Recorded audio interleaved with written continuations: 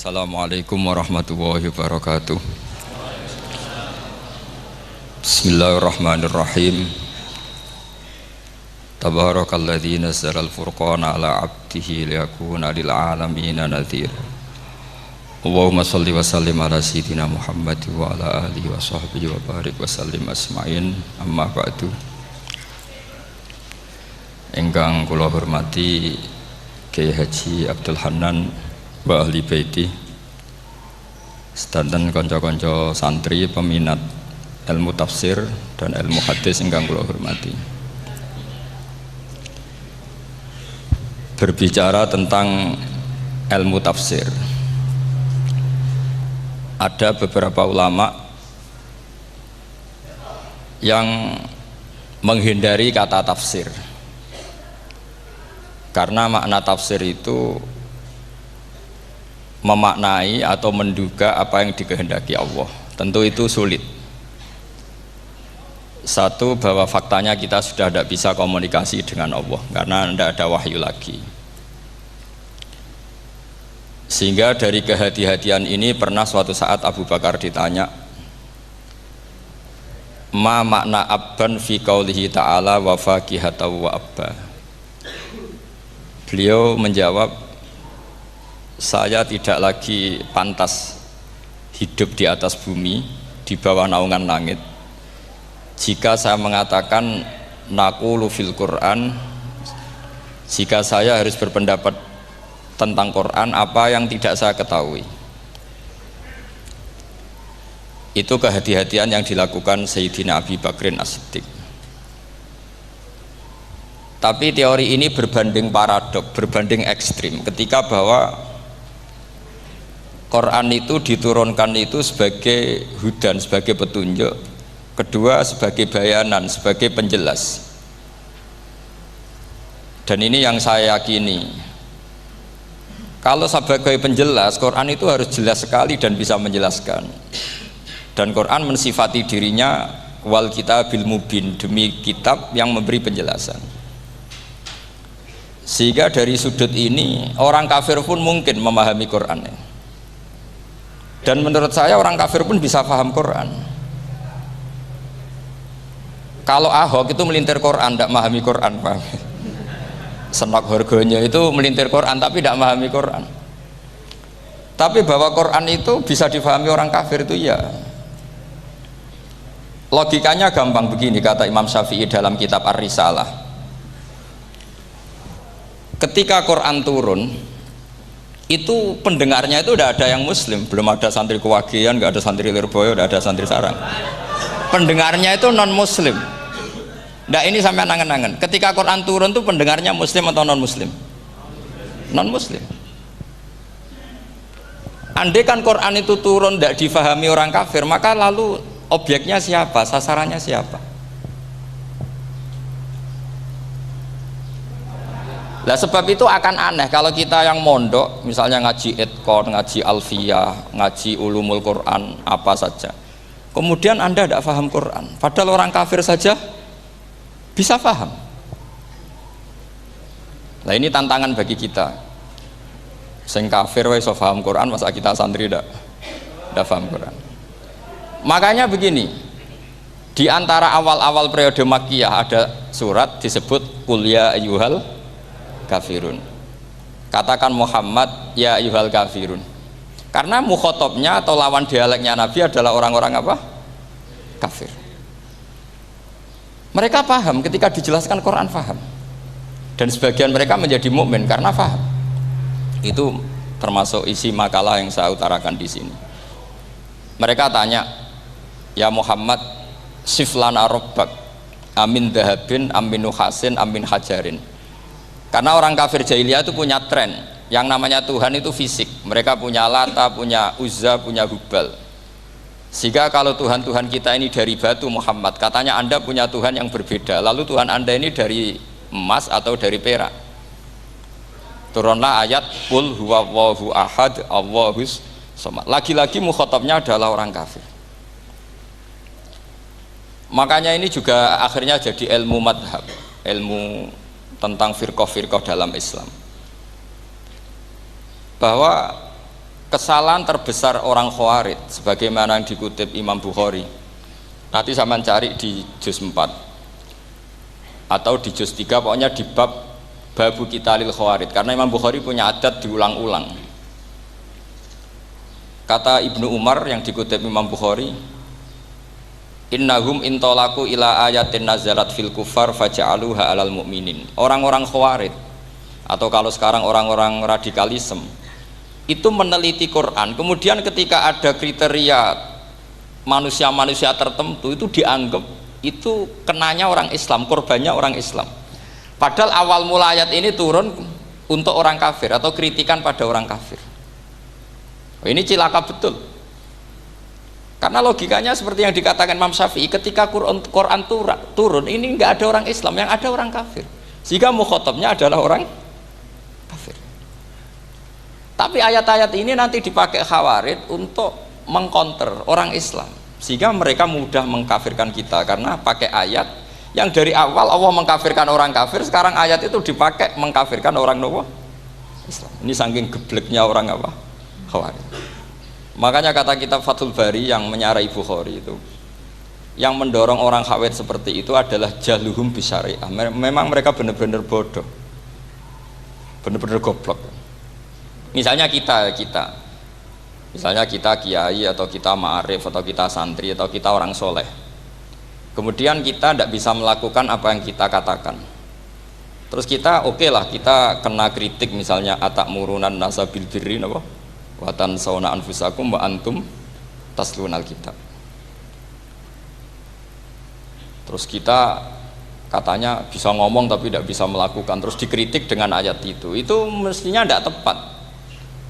Karena itu asbabun nuzulnya adalah orang-orang Yahudi karena tahu bahwa sifat Rasulullah itu ada di Taurat, mereka menyuruh keluarganya itu masuk Islam, tapi mereka sendiri tidak mau Islam. Kemudian turunlah ayat atakmurunan nasa bil birri wa tansawna anfusakum wa antum taslunal kitab afala ta'qilun.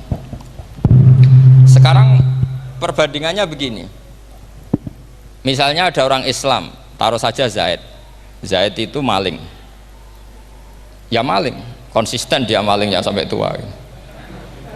Terus menurut Anda Zaid yang muslim ini, Zaid itu muslim tapi maling, jangan bilang maling tapi muslim, dia itu ya.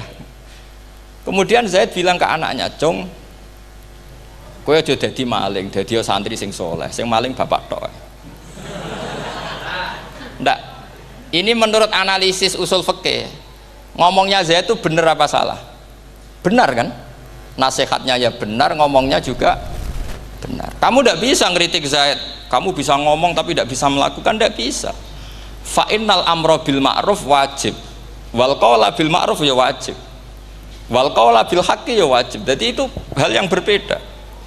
Misalnya fa innal amra bil ma'rufi wajibun, memerintahkan barang baik itu baik. Wa innal qawla bil haqqi ya wajib, mengatakan yang hak itu ya wajib. Berarti Zaid tetap kena khitab, kamu harus nasihati anak secara benar, kamu juga harus ngomong hukum secara benar. Lalu ketika Zaid ngomong hukum secara benar, cung ojo maling, maling itu dosa, cung ojo nerusno profesi ini bapak maling, maling itu tidak benar. Dia berarti sudah melakukan dua kebenaran, yaitu ngomongnya benar, nasihatnya benar. Dia salah, perilakunya tetap maling. Tapi jangan karena dia maling lalu omongannya enggak salah juga, berarti salahnya malah tiga. Makanya ini pentingnya ngaji sama ulama, sama ahli usul fikih. Jadi tidak bisa dicampur adukkan. Zaid gagal dalam perilaku, tapi jangan gagal lagi di nasihat. Nanti kalau dia tidak nasihati, maka anaknya terus maling, alasannya niru bapaknya. Karena bapaknya kalau mau nasihati nanti disemprit sama santri-santri, "Pak, sampean ra oleh nasihati anake ra usah maling, sampean dhewe maling." Oh, tidak bisa, cara usul fikih itu malah yudroku kulluh la yudroku napa? Kulluh, atau bahasa populernya al maisur la yasqutu bil ma'sur. Misalnya kita sebagai kiai hanya bisa takrib, hanya bisa jurumiyah. Apa muda Fathul Mu'in cek abote. Bulet, maknane bulet. Kamu tidak boleh ngomong gini, "Cung, kowe sebagai muridku kudu nurut aku. Nak gurumu goblok tok takrib, kowe tok takrib wae. Gak oleh ngelangkai guru, gak sopan gitu misalnya." Nggak boleh gitu. Tetap kita ngomong, "Cung, kowe aja koyo aku. Kowe kudu alim Fathul Mu'in, alim Fathul Wahhab." Sama ndak bisa protes. Pak guru sendiri ndak bisa, ndak bisa.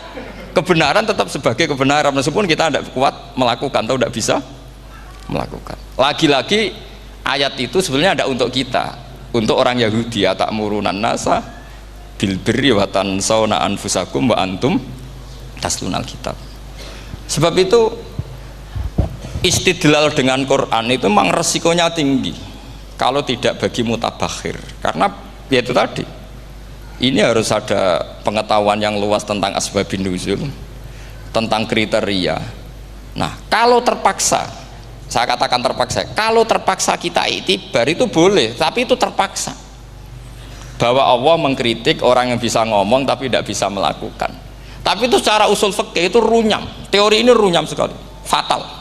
Sama lihat tuh di kitab Bajuri atau di kitab-kitab fikih yang lain, ketika Shahibil Burdah atau Shahibil Bur'ah itu yang Imam Busiri itu, Muhammad bin Busiri itu, ini ku salah nama tapi kadung populer. Jadi sebetulnya Imam Busiri itu Shahibil Bur'ah bukan Shahibil Burdah, tapi kadung terkenal Burdah, kita ikut-ikutan apa? Burdah. Imam Busiri itu ngeluh, saya ini orang yang banyak kesalahan. Di antara salah saya adalah saya bisa ngomong tapi tidak bisa melakukan. Yaitu saya ngomong misalnya orang supaya tahajud, saya tidak tahajud. Saya ngomong orang supaya sholat sunat, saya tidak pernah sholat sunat. Itu sarahnya itu yang menyarai itu kan Imam Bajuri itu, yang sarah Burdah. Itu mengkritik begini. Kalau Anda ngendikan itu fi ma'radi dzammin nafsi, yaitu dalam konteks Anda mengkritik diri sendiri, oke. Tapi omongan Anda salah, karena secara usul fikih fatal. Fatalnya begini. Misalnya saya nggak pernah tahajud, ya mungkin itu nyata. Oke, mungkin itu nyata. Apakah kemudian saya tidak boleh mengatakan at-tahajjudu sunnatun? Apa saya diwajibkan diam hanya karena saya tidak pernah tahajud, terus saya seorang kiai yang haram mengatakan at-tahajjud sunnatun? Saya harus tetap mengatakan kalau tahajud itu sunnah.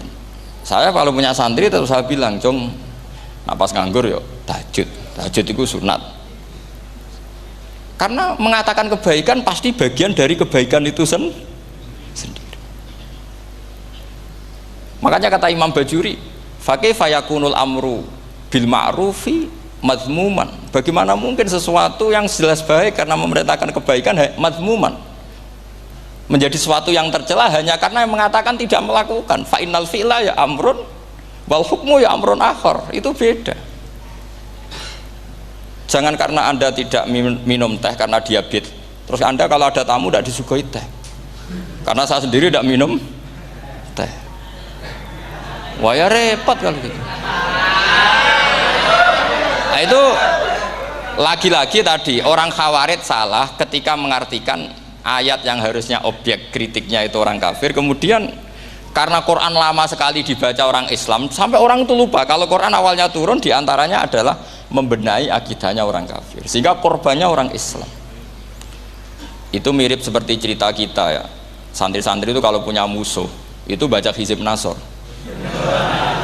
Dulu pengarang Hizib Nasor itu musuhnya orang fasik, sehingga di Hizib santri ora duwe musuh wong fasik, duwene kancane dhewe, akhirnya kancane yang kena Hizib.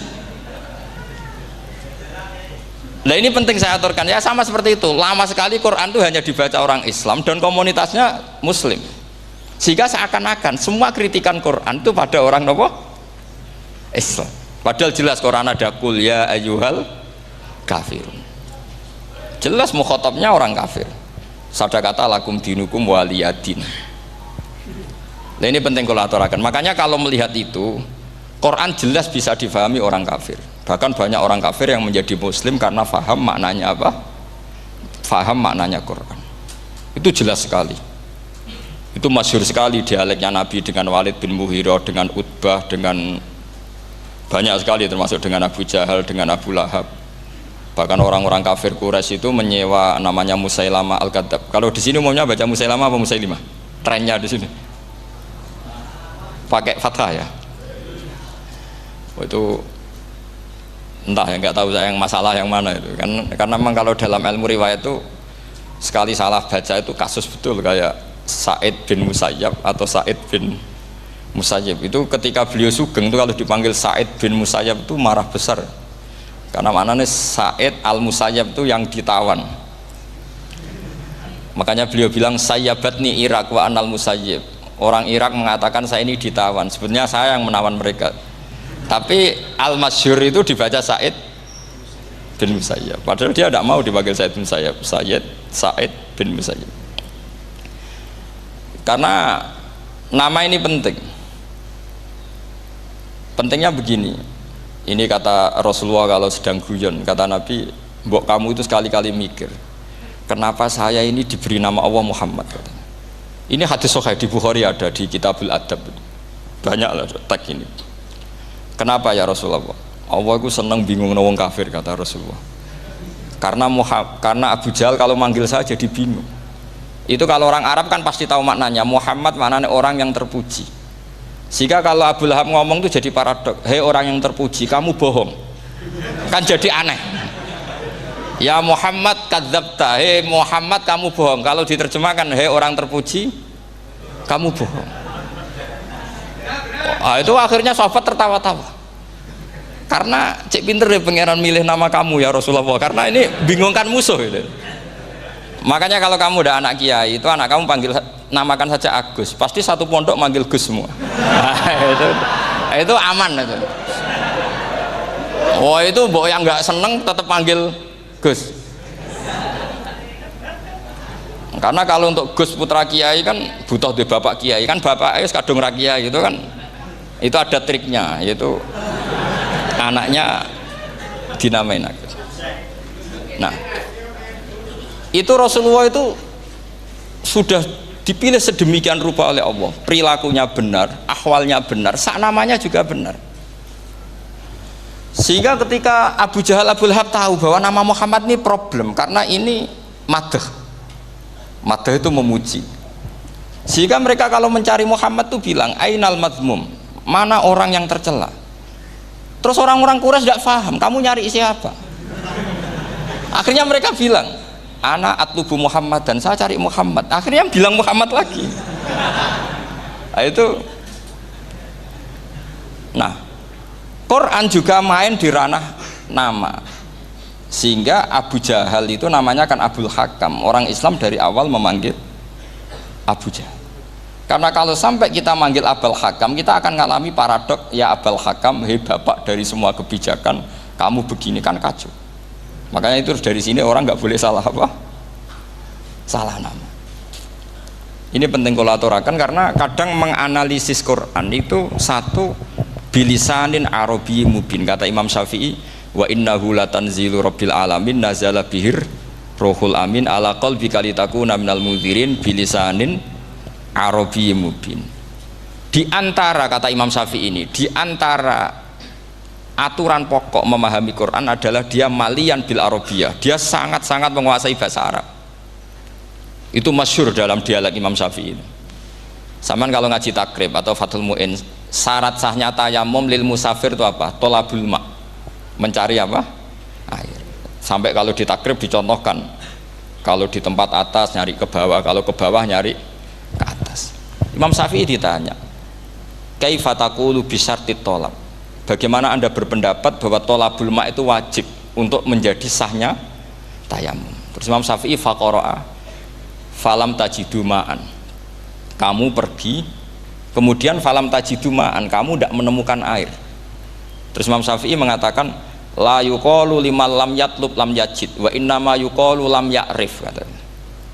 Orang yang nggak pernah mencari itu tidak bisa dikatakan lam yajid, tidak menemukan.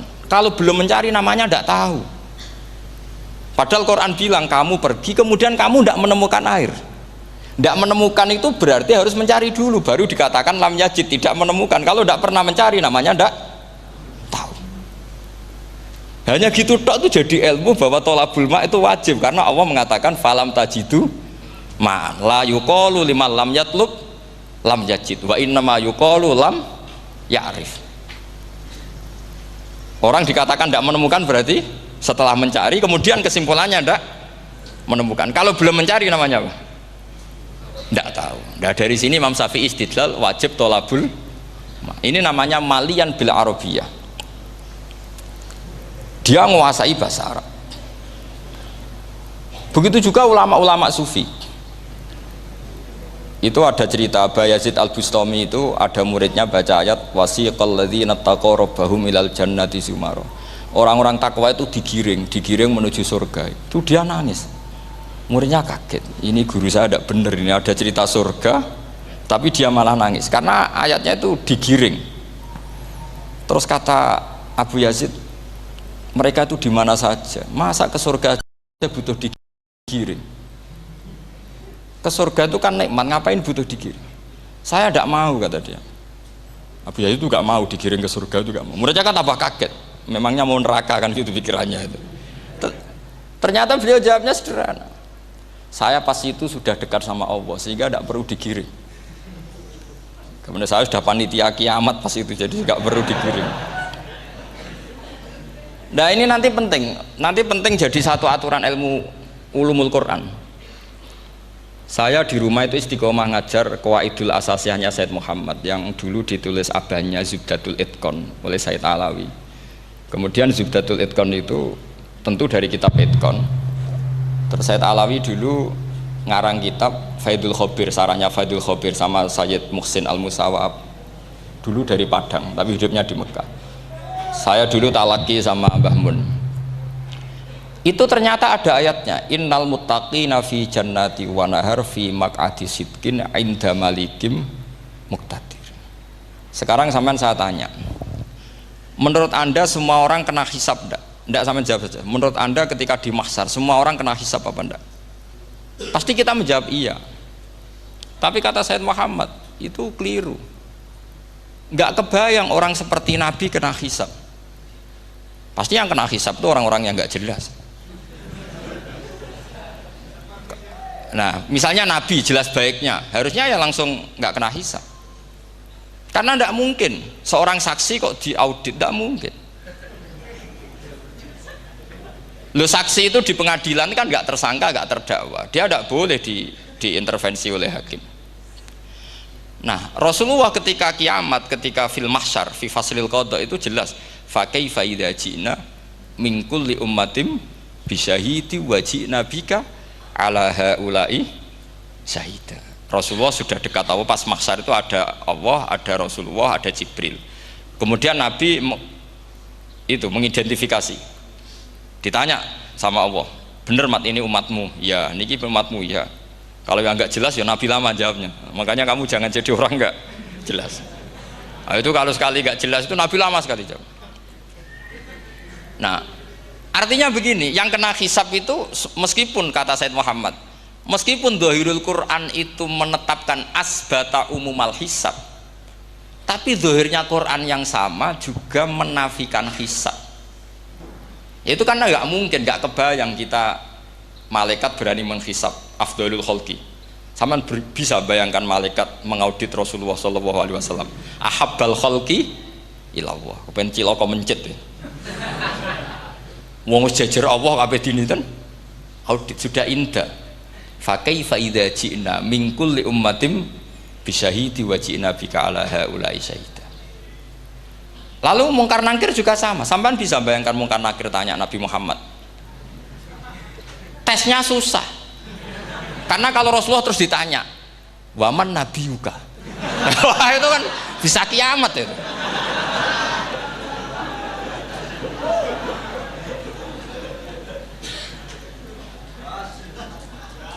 Paham ya?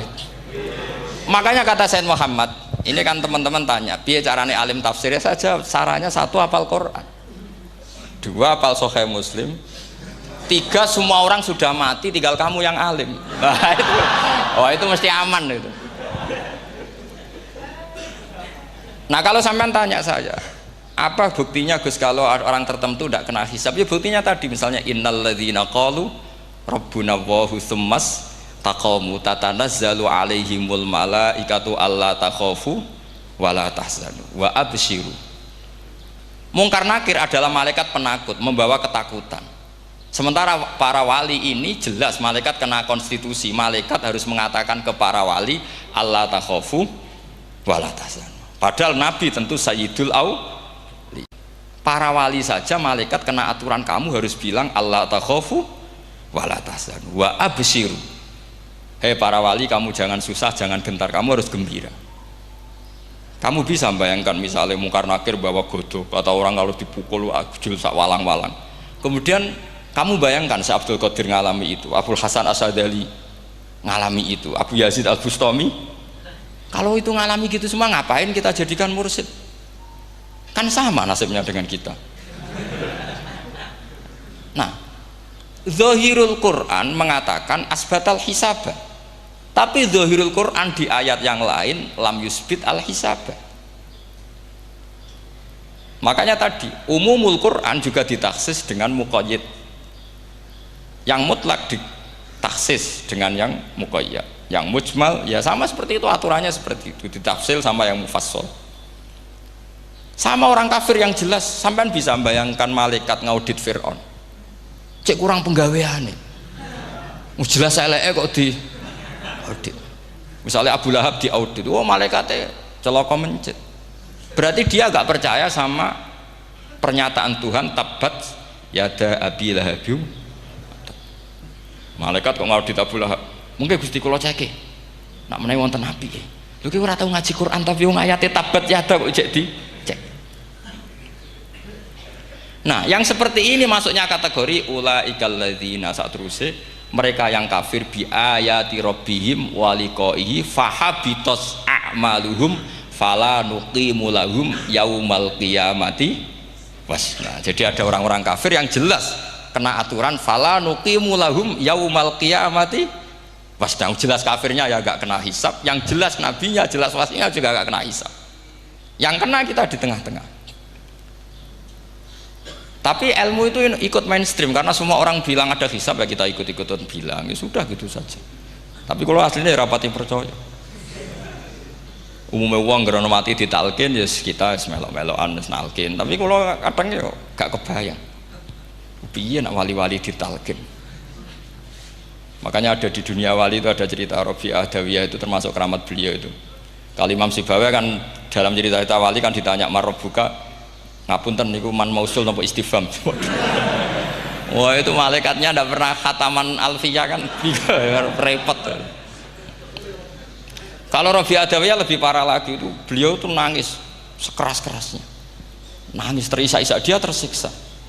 Ya Allah, engkau itu zat yang paling saya kenali dan harusnya semua makhluk itu kenal engkau, tapi ini hamba engkau tanya engkau itu siapa.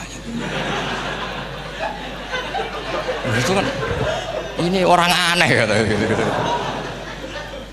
Karena Allah itu adharud dzahir, kata sampai Imam Sibawi silakan a'raful ma'arif. Jadi wong ora Allah wis geblek tenan dari Imam Sibawi. Imam Sibawi kan atas nama dia pakar nahwu pertama mengatakan dhamir paling makrifat di antara 6 isim makrifat, paling makrifat itu dhamir. Tapi meskipun gitu a'raful ma'arif Allah. Yang paling makrifat dari sekian isim makrifat itu Allah. Artinya satu nama yang orang harus kenal semua. Makanya di antara keramat beliau ketika ditanya, wong kok ora tau ngaji fikih men ngaji nahwu wae. Gak tahu dia ngaji carane sesuci, carane iddah tuh gak tahu ngaji nahwu.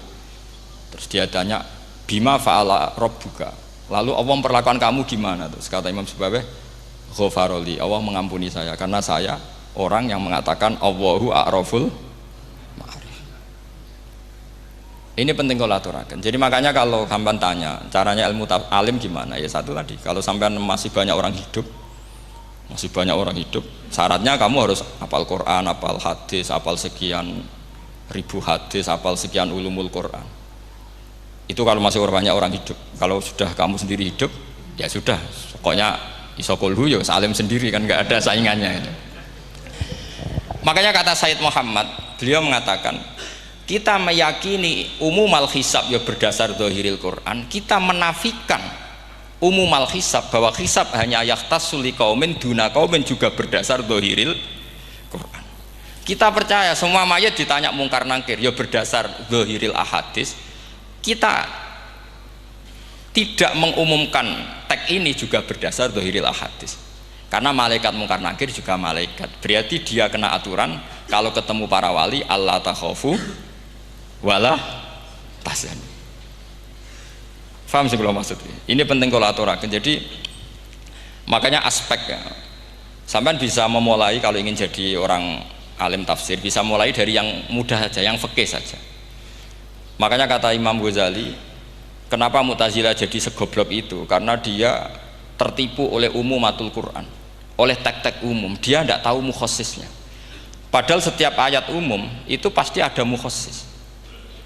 Misalnya begini ya, kalau kamu maknanya fikih saja, contoh yang paling mudah familiar itu fikih ya. Misalnya kita ngaji Quran, wal mutallaqatu yatarabbasna bi anfusihinna salasata quru. Kalau orang dicerai itu iddahnya itu 3 kali masa nopo suci. Apakah aturan iddah seperti ini hal hadhil iddah amatun likulli mutallaqatin am li mutallaqatin makhsusah? Apa ini semua mutallaqah iddahnya pasti salasata quru apa orang tertentu?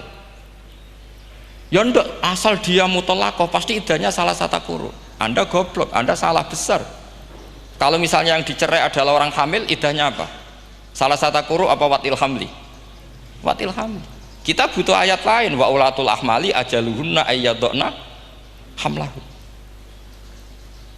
Sama seperti kita ngaji walladzina yatawaffawna minkum wa yadharuna azwajan yatarabbasna bi anfusina arba'ata asyhurin wa asyra. Asal wanita ditinggal mati suaminya, maka iddahnya 4 bulan 10. Apa semuanya demikian? Enggak. Misalnya orang hamil iddahnya biwatil hamil.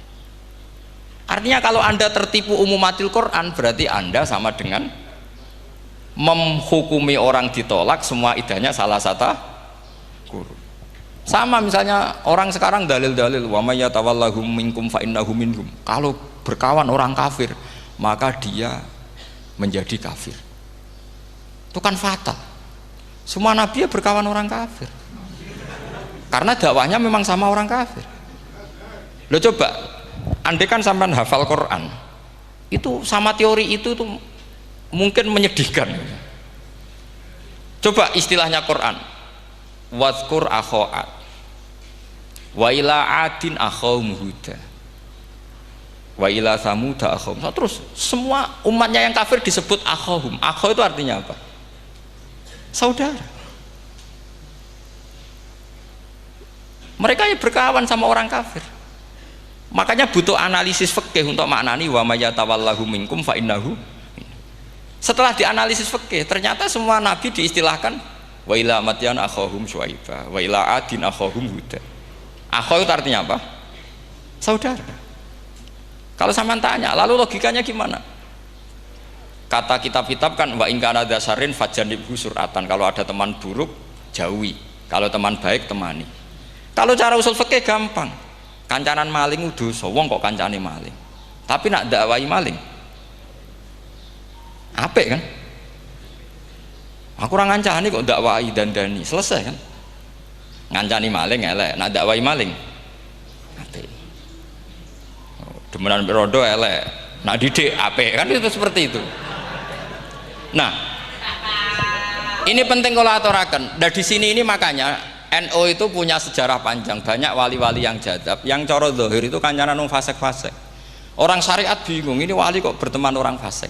Ya kalau kamu bahasakan teman ya masalah, kalau kamu bahasakan ini binaan, enggak, sama jawab saja. Kalau dibahasakan teman masalah enggak masalah kan, tapi kalau dibahasakan itu binaan, selesai kan? Sama, Nabi berkawan orang kafir itu enggak karena berkawan, itu binaan Nabi. Memang Nabi itu jadi Nabi, objeknya adalah mengislamkan orang kafir. Ya berlama-lama Nabi dialek dengan mereka, muasarah sama mereka. Bahkan Nabi diharuskan bersikap baik sama mereka. Itu yang disebut fabima rahmatim minallahi lintalahum walau kunta faddzan ghalidhal qalbi lan faddu min haul. Tapi sekarang itu orang sudah tidak pakai ilmu. Orang-orang radikalisme itu nggak pakai usul fikih. Pokoknya kalau ada ayat terjemahnya gini ya sudah itu jadi madhab. Akhirnya kecelakaan seperti ini. Pokoknya kalau ada ayat faqtulul musyrikina haitsu wajadtumuhum wa khudhuhum wahsuruhum wa'udu lahum kulla marsad. Sudah apalnya ayat itu saja. Dia tidak mau ngapalkan misalnya qatilul ladzina yuqatilunakum. Ada ayat lagi wa akhrijuhum ya min haitsu akhrajukum. Sehingga ulama kita membagi kafir itu ada harbi, kita musuhi, ada zimmi, ada muahad, ada musta'man. Itu ulama karena tahu tidak semua orang kafir itu harbi, tidak semuanya zimmi, tidak semuanya muahad, tidak semuanya musta'man. Kalau harbi oke, kita perang, kalau zimmi ya kita bina. Kalau muahad ya sesuai perjanjian kita, kompensasinya apa, MOU-nya kayak apa. Tapi apalnya mereka ayat satu tema. Nah celakanya kita yang ngaji di pondok-pondok yang katanya spesialis ingin alim tafsir, apalnya ya satu ayat juga. Wah itu kan satu ayat versus satu ayat, itu ngeri. Makanya kalau sama tanya saya, ini katanya di acara ini sama tanya gimana caranya jadi ahli tafsir, saya jawab gampang. Itu apal Quran, apal hadis, terus apal ulumul Quran. Ya misalnya Nadoman ya Faidul Khobir lah, kalau kitab Nasar ya minimal itu setengah lanya itkon lah, kalau nggak lanya-lanya amat ya agak lanya. Karena kitab tafsir itu gampang, teorinya itu mudah sekali. Misalnya al-ibratu bi umumil lafzi la bi khususis sabab, itu sama dengan kayak kaidah fikih.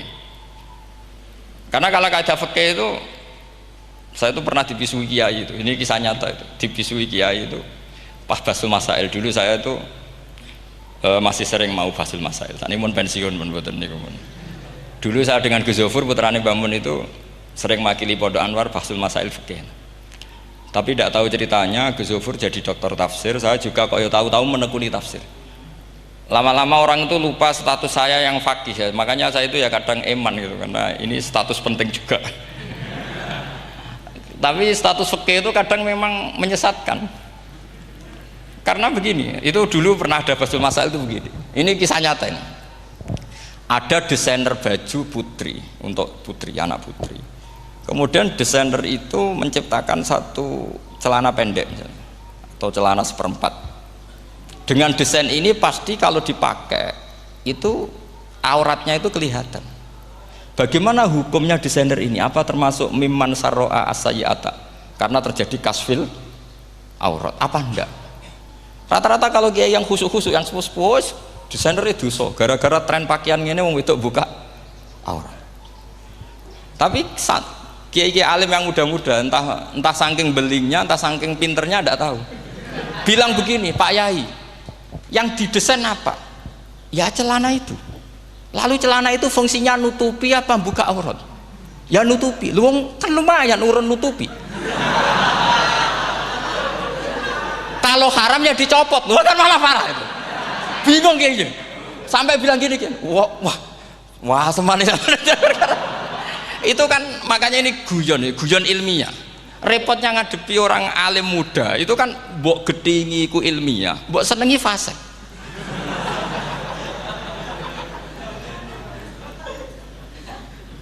Ketika kiai yang khusyuk tadi tak tanya, kalau desainer katok seperapat, paham gitu? Kau coba yang celana dalam terlalu vulgar gitu, paham gitu? Nggak, rok saja lah, rok mini misalnya, rok selutut. Sampean jangan ngeres ya, yang rok selutut misalnya. Rok selutut itu desainernya kena hukum haram enggak? Sampean jawab saja.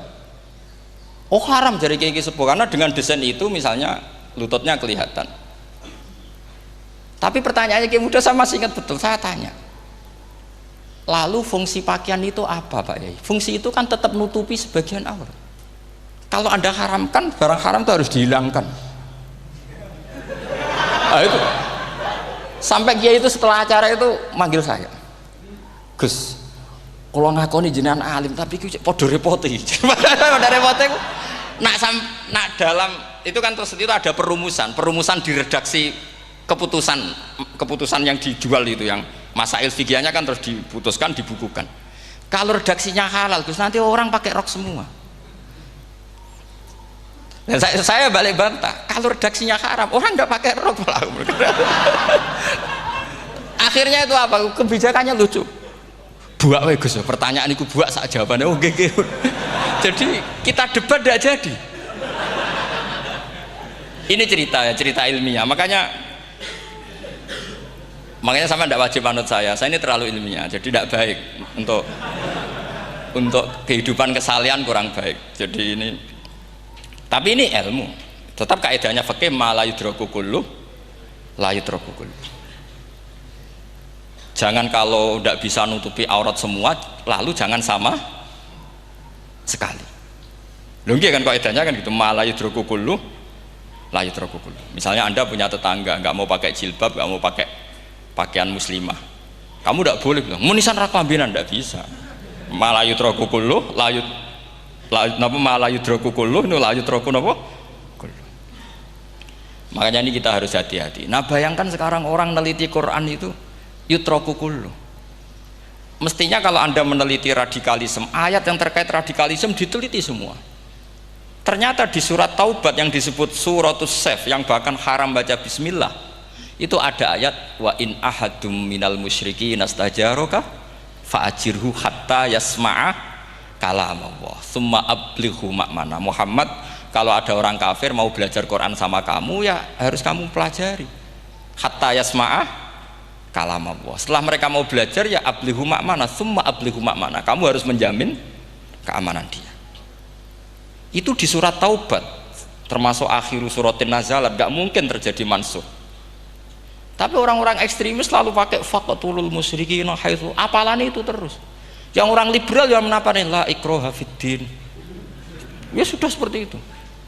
Sing orang-orang ora tegas, ora tau nahi mungkar, ya ma arsalnaka illa rahmatan lil alamin, ngono terus. Yang kelompok tukang nahi mungkar ya ayatnya amen nahi mungkar. Saya tuh heran, kenapa mereka punya masalah dengan hafalan kayaknya. Kenapa sih hafalannya kok pedot itu? Kita yang hafal semua bingung jadi. Jadi akhirnya kita yang pinter anut sing goblok. Karena saya tuh pernah loh debat sama orang salaf, debat gitu. Setelah saya mengutarakan sekian hadis, ada tuh Pak hadis itu, waduh, harusnya kamu ngaji saya, ada debat tuh yang level, kalau nggak level tuh nggak boleh kata itu. Itu kan ngeri. Makanya ini penting ya, kalau sampean tanya ingin jadi alim tafsir ya harus hafal Quran semua. Kalau tidak mungkin yang nunggu orang semua mati baru Anda jadi ahli tafsir, karena tidak ada musuhnya. Tapi saya pastikan orang kafir pun bisa memahami Quran, yaitu tadi hatta yasma'a kalam Allah. Sayyidina Umar itu masuk Islam tuh gara-gara dengar adiknya baca Toha, ma anzalna alikal Qur'ana litashqa illa tadhkiratal liman yakhsha tanzilam mimman khalaqal arda was samawati ula ar-rahmanu alal arsis tawa. Itu dia ma huwa bikalamil basar, tidak mungkin seperti ini karangan manusia, itu tidak mungkin. Akhirnya dia Islam. Banyak orang Islam karena diperdengarkan Quran, karena memang notnya sudah unik, makna kualitasnya juga sudah unik, semuanya itu unik, indah. Sampai sekarang pun orang kafir itu orang paling tahu Quran. Makanya Allah mensifati orang kafir itu hasadam min indi anfusihim mim ba'di ma tabayyana lahumul haq. Sekarang sama saya tanya, orang sing tabayyana lahumul haq itu orang paham apa orang tidak paham? Mereka orang kafir itu mengingkari Quran, padahal mim ba'di ma tabayyana lahumul haq, setelah kebenaran nyata bagi mereka. Nyata bagi mereka artinya orang kafir paham apa tidak paham? Paham. Cuma mereka punya penyakit hasadam min intian. Mereka juga kalau ada ayat tentang ahkam yang memberatkan, mereka bilang i'ti bi Qur'anin ghairi hada au baddilah. Muhammad harusnya jangan tema itu yang diangkat, bu cari Quran yang lain yang enggak tema itu. Mereka sampai memilih tema itu karena paham apa karena tidak paham? Karena paham. Makanya di makalah saya pastikan ngaji tafsir itu gampang, karena orang kafir pun bisa. Kalau kasus Ahok itu bukan paham itu melintir, beda. Paham sama melintir itu beda. Itu diterjemah kemenang tuh jangan mengangkat kawan orang Islam, bukan mengangkat pemimpin. Ya likanya kalau ngangkat teman saja tidak boleh, apalagi ngangkat pemimpin. Fatal mana berteman sama orang salah sama ngangkat. Saman kancanan maling itu apik nak menawa nang andani terus ngangkat, "Hei maling ke pimpinanku." Parah mana? Parah mana? Artinya sama saja ketika diterjemah jangan ngangkat teman, sebetulnya ngangkat pemimpin lebih fatal. Itu kan mafhum awlawiyah, itu kan normal saja. Itu di Quran biasa, misalnya innalladzina ya'kuluna amwalal yatama dzulman, orang yang makan hartanya anak yatim secara zalim.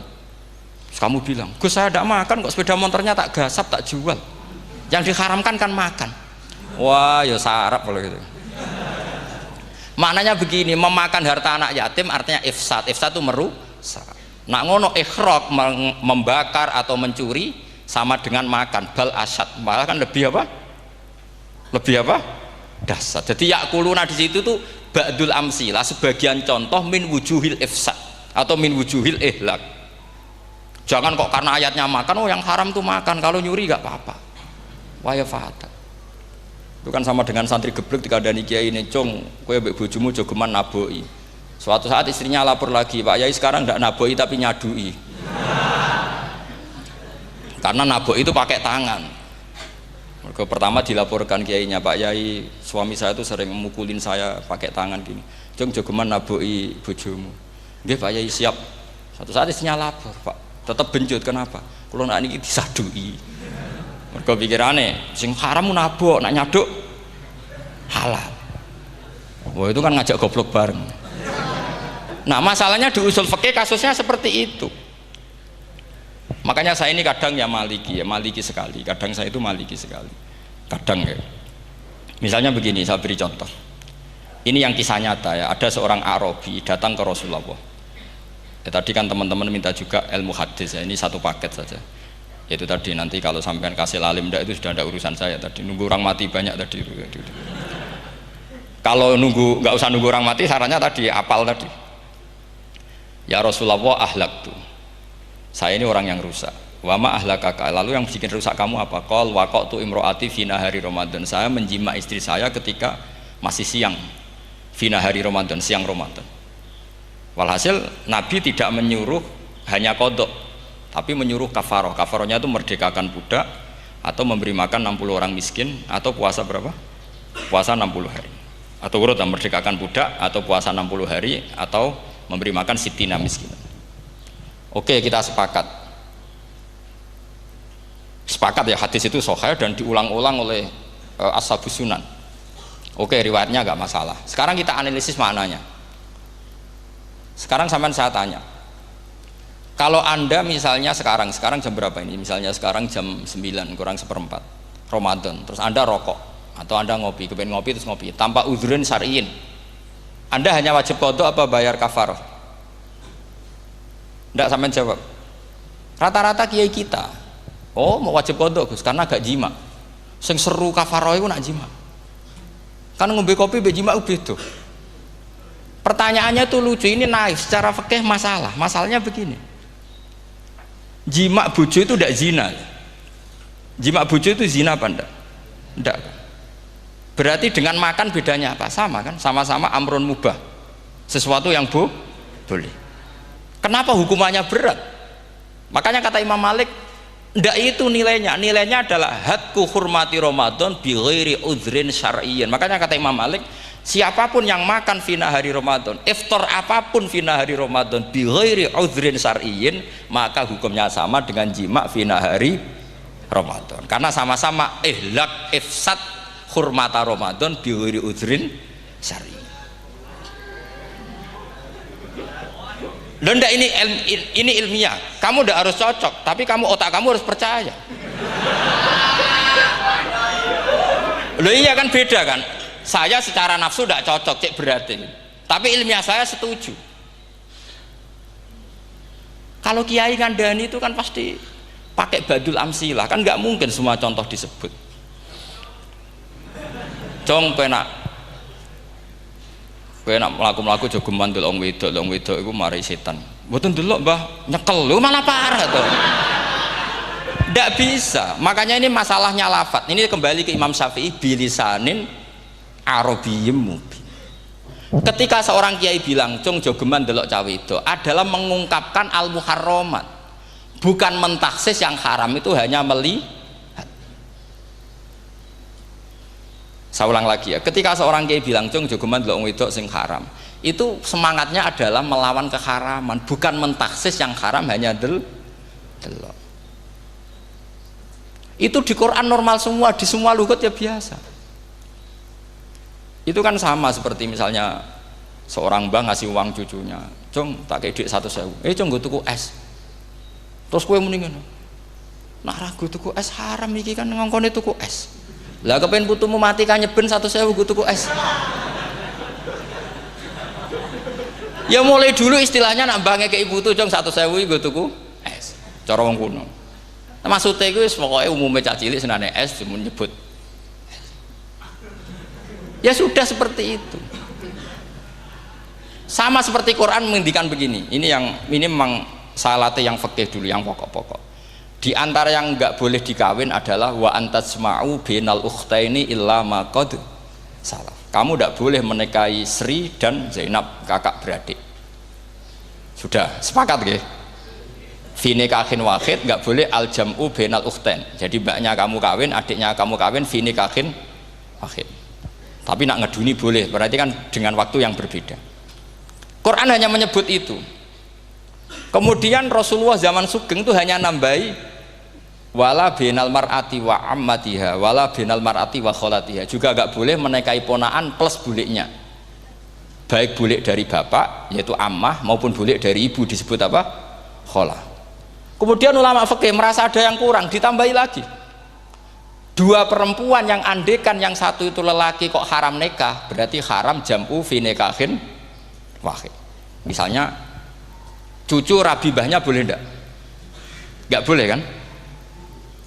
Berarti kalau sampean ngumpulkan cucu dan mbahnya fi nikahin wahid juga enggak boleh. Tapi orang yang waras itu tidak akan nyalahkan Quran ketika tidak lengkap. Wa antasma'u bainal ukhtaini ila ma qad salaf, ini tidak lengkap. Yang haram kan tidak hanya jam'u bainal ukhtain, termasuk ngumpulkan cucu dan mbahnya. Karena Quran nggak mau dengan logika tidak waras, itu tidak mau. Taruh saja orang itu rata-rata mbahnya kan umur 70 tahun, cucunya umur 17 tahun. Kebayang nggak kamu nikahi sehingga adekan boleh bareng, pasti kamu milih bareng. Makanya Quran hanya bakas wa antasma'u final ukhtain, karena yang mungkin masih menggugah selera itu dua. Tapi kalau cucu sama mbahnya itu, kalau ada yang masih selera kan ya sarap itu. Tapi fikih sebagai kaidah tetap menerangkan termasuk yang haram jam'u adalah bainal mar'ati wajad datiha. Paham juga maksudnya? Artinya ketika menyebut itu tidak jaminan merangkum semua hukum, tapi ba'dul amsilah. Fa'innal akila yaktafiya bi isyaratil ba'di, karena orang kalau punya akal diisyarai sebagian sudah paham. Ini penting kalau aturakan. Jadi ini penting. Nah bayangkan sekarang banyak gerakan-gerakan ahli Quran katanya, tapi nggak memahami ilmu usul fikih. Quran ra ono ya wis. Nang Quran ra ono cerita harame asu, nak ngono asu ya halal. Ora ono Qurane.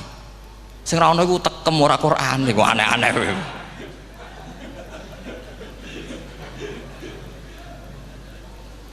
Itu kan sama, terus sampean misalnya tadi jam 09.00 Ramadan tambah uzurin syariyin terus mangan mie rokokan, itu kan melecehkan Ramadan biguri uzurin syariyin, karena melecehkan hurmata Ramadan kena sanksi separah itu.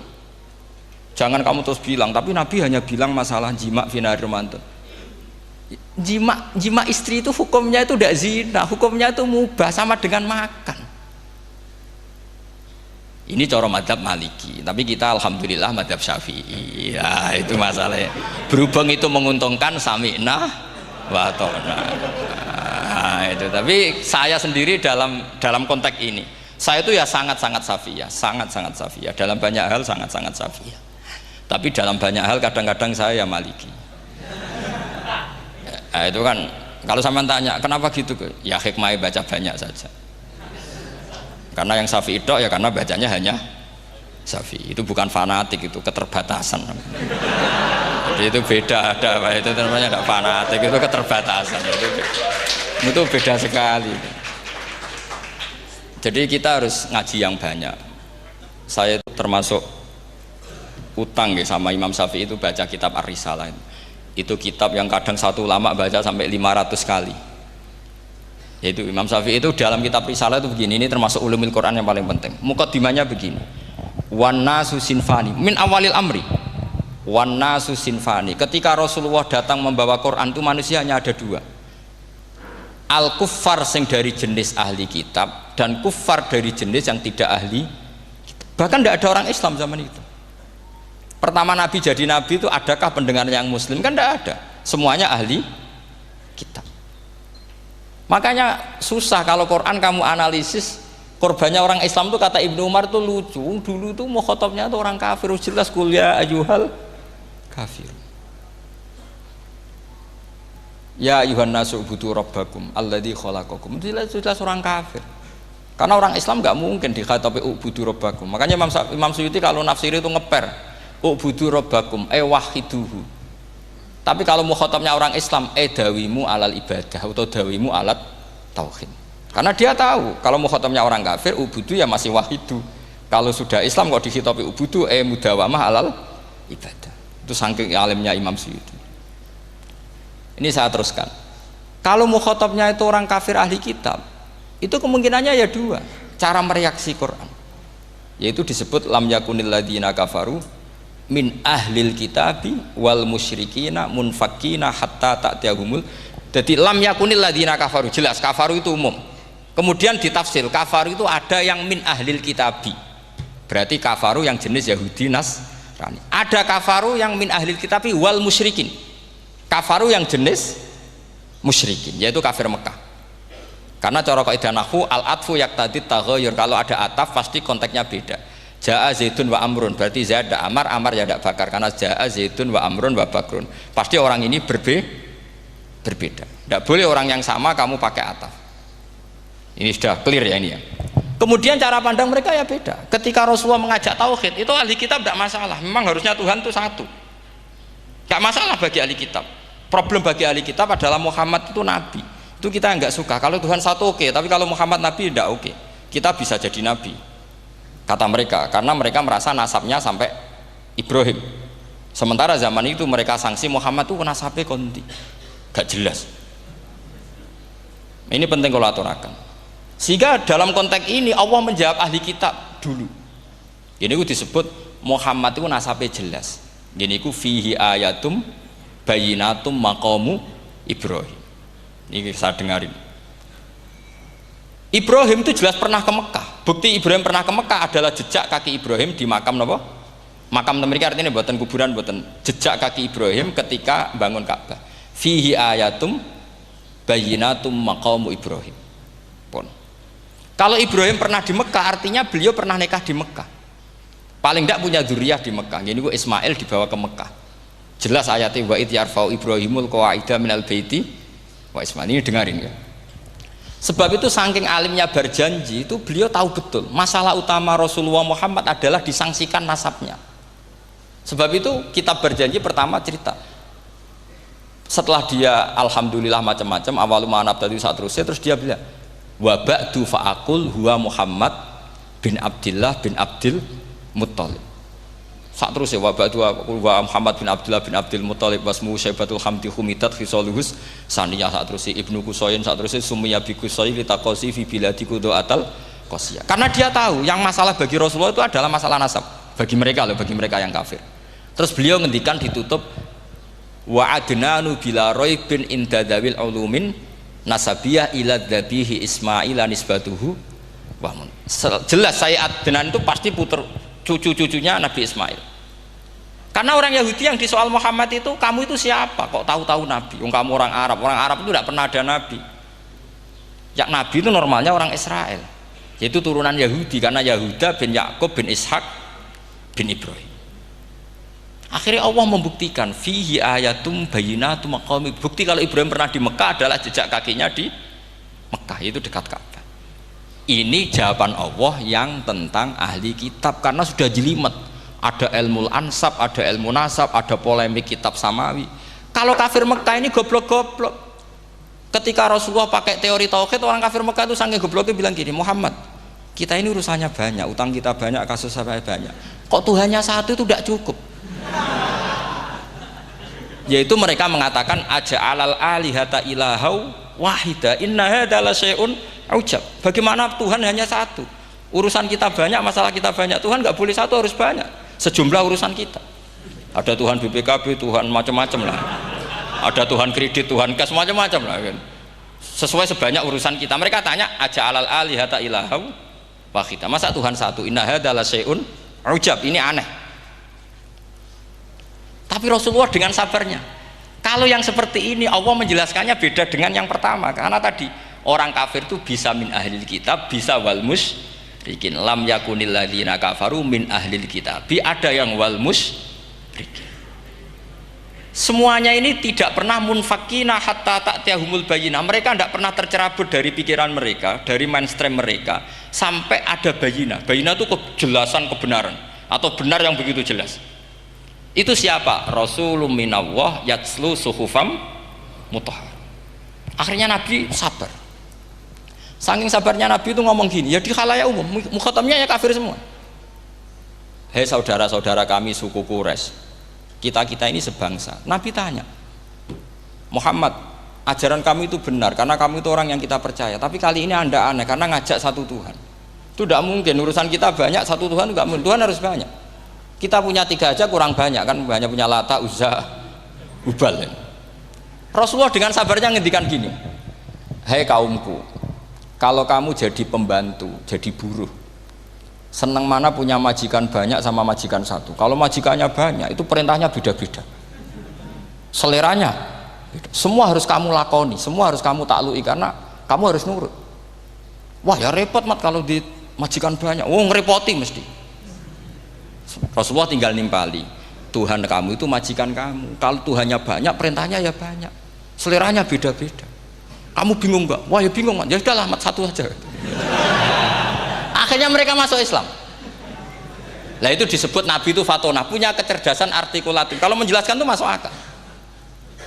Nah itu disebut dorobawahu matalar rojulan fihi syuraka'u mutasyakisuna wa rojulan salamal lirojul hal yastawiyani masalah alhamdulillah. Nah ini penting. Allah membuat satu perumpamaan bagaimana ada satu pembantu yang punya majikan banyak, yang berbeda-beda seleranya, berbeda-beda perintahnya, dengan kalau hanya satu majikan. Apakah sama? Mereka jawab tidak sama, enak punya satu majikan. Begitulah Tuhan kamu, harusnya satu. Jadi artinya gini, kalau kamu ngaji ulumul Quran, kamu harus tahu ini khitab ke kafir. Kafir yang mana? Ahli kitab atau kafir yang musyrik? Nah sekarang tidak tahu lagi, pokoknya kafir. Makanya kalau nggak berdebat mereka itu tidak goblok meneh. Waduh. Makanya sama ndak usah ketularan goblok sing pun sing wis goblok ora usah ditambahi mun kathah dan ini pun niku. Ya karena kita ngaji jelas Qur'annya kan lam yakunil ladzina kafaru itu masih ada min lil bayaniyah atau min li bayanil jinsi. Kafaru iku sapa? Siji min ahlil kitab, 2 kafaru sing wal musyrikin. Dua-duanya tidak pernah munfakina hatta ta'tiyahumul bayinah. Mereka tidak akan tercerabut dari pikirannya sehingga ada bayinah. Bayinah itu siapa? Rasulun minallah yatslu sufam. Nah, ketika Nabi menjelaskan asal usul nasabnya bahwa Sayyid Adnan itu ila Ismail, Ismail jelas putra Nabi Ibrahim. Mereka terus baru iman karena ada fihi ayatum bayinatum maqamun apa? Ibrahim.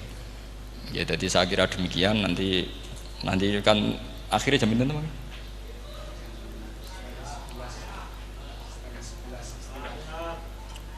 Oh, niki jam pinten istiwa?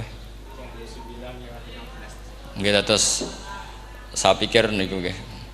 Kalau misalnya tadi ada tanya jawab ya tanya jawab carane ngalim saja kan. Itu lebih realistis. Karena kalau sampean iskal, misalnya saya iskal dengan ini kan malah bingung kan. Kalau kamu terkenal pinter iskal kita gobloke. Nah wis pinter kok iskal gitu. Jadi saya niru ilmunya Abu Nawas. Abu Nawas sudah bisa pidato. Nggak bisa pidato, suatu saat dipaksa pidato sama khalifah itu. Hei para hadirin, kamu pinter apa goblok? Nah mereka pinter, mau ngandani wong pinter, terus pinter kok ngandani gitu. Akhirnya hadirin itu kan karena seneng sama Abu Nawas itu seneng. Ya sudah Abu Nawas, kalau gitu kita goblok. Aku mau ngambil wong goblok. Akhirnya terus wassalamualaikum warahmatullahi wabarakatuh. Jadi itu Abu Nawas juga bisa pidato, tapi dia tahu saja caranya menyelesaikan masalah. Jadi itu Abu Nawas. Jadi ya orangnya kacau tapi cerdas itu, makanya jadi guyonan. Sebenarnya Abu Nawas itu figur yang nyata, tapi tidak senaif yang diceritakan orang-orang di anekdot itu. Ya, beliau itu orang soleh ketika era Harun ar-Rasyid. Tapi ya tadi karena banyak cerita yang macam-macam. Ya, Abu Nawas itu, makanya ini cerita anekdot. Jadi riwayatnya nggak jelas tapi lucunya jelas. Jadi itu. Dia itu mangkel punya tetangga profesor ahli astronomi. Adik ini aku mau iso omong tok. Abu Nawas mau pinter molak-malik omong kan masyhur itu dia cerita. Hari Senin tanggal sekian lihat Abu Nawas di alun-alun mau terbang. Orang lihat semua itu Abu Nawas itu ya sudah di podium ya hanya gitu-gitu. Kok nggak mau terbang-terbang? Ya mau itu ya tidak. Wassalamualaikum warahmatullahi wabarakatuh. Yang bilang Abu Nawas terbang siapa? Abu Nawas mau terbang. Yang namanya mau itu ya tidak.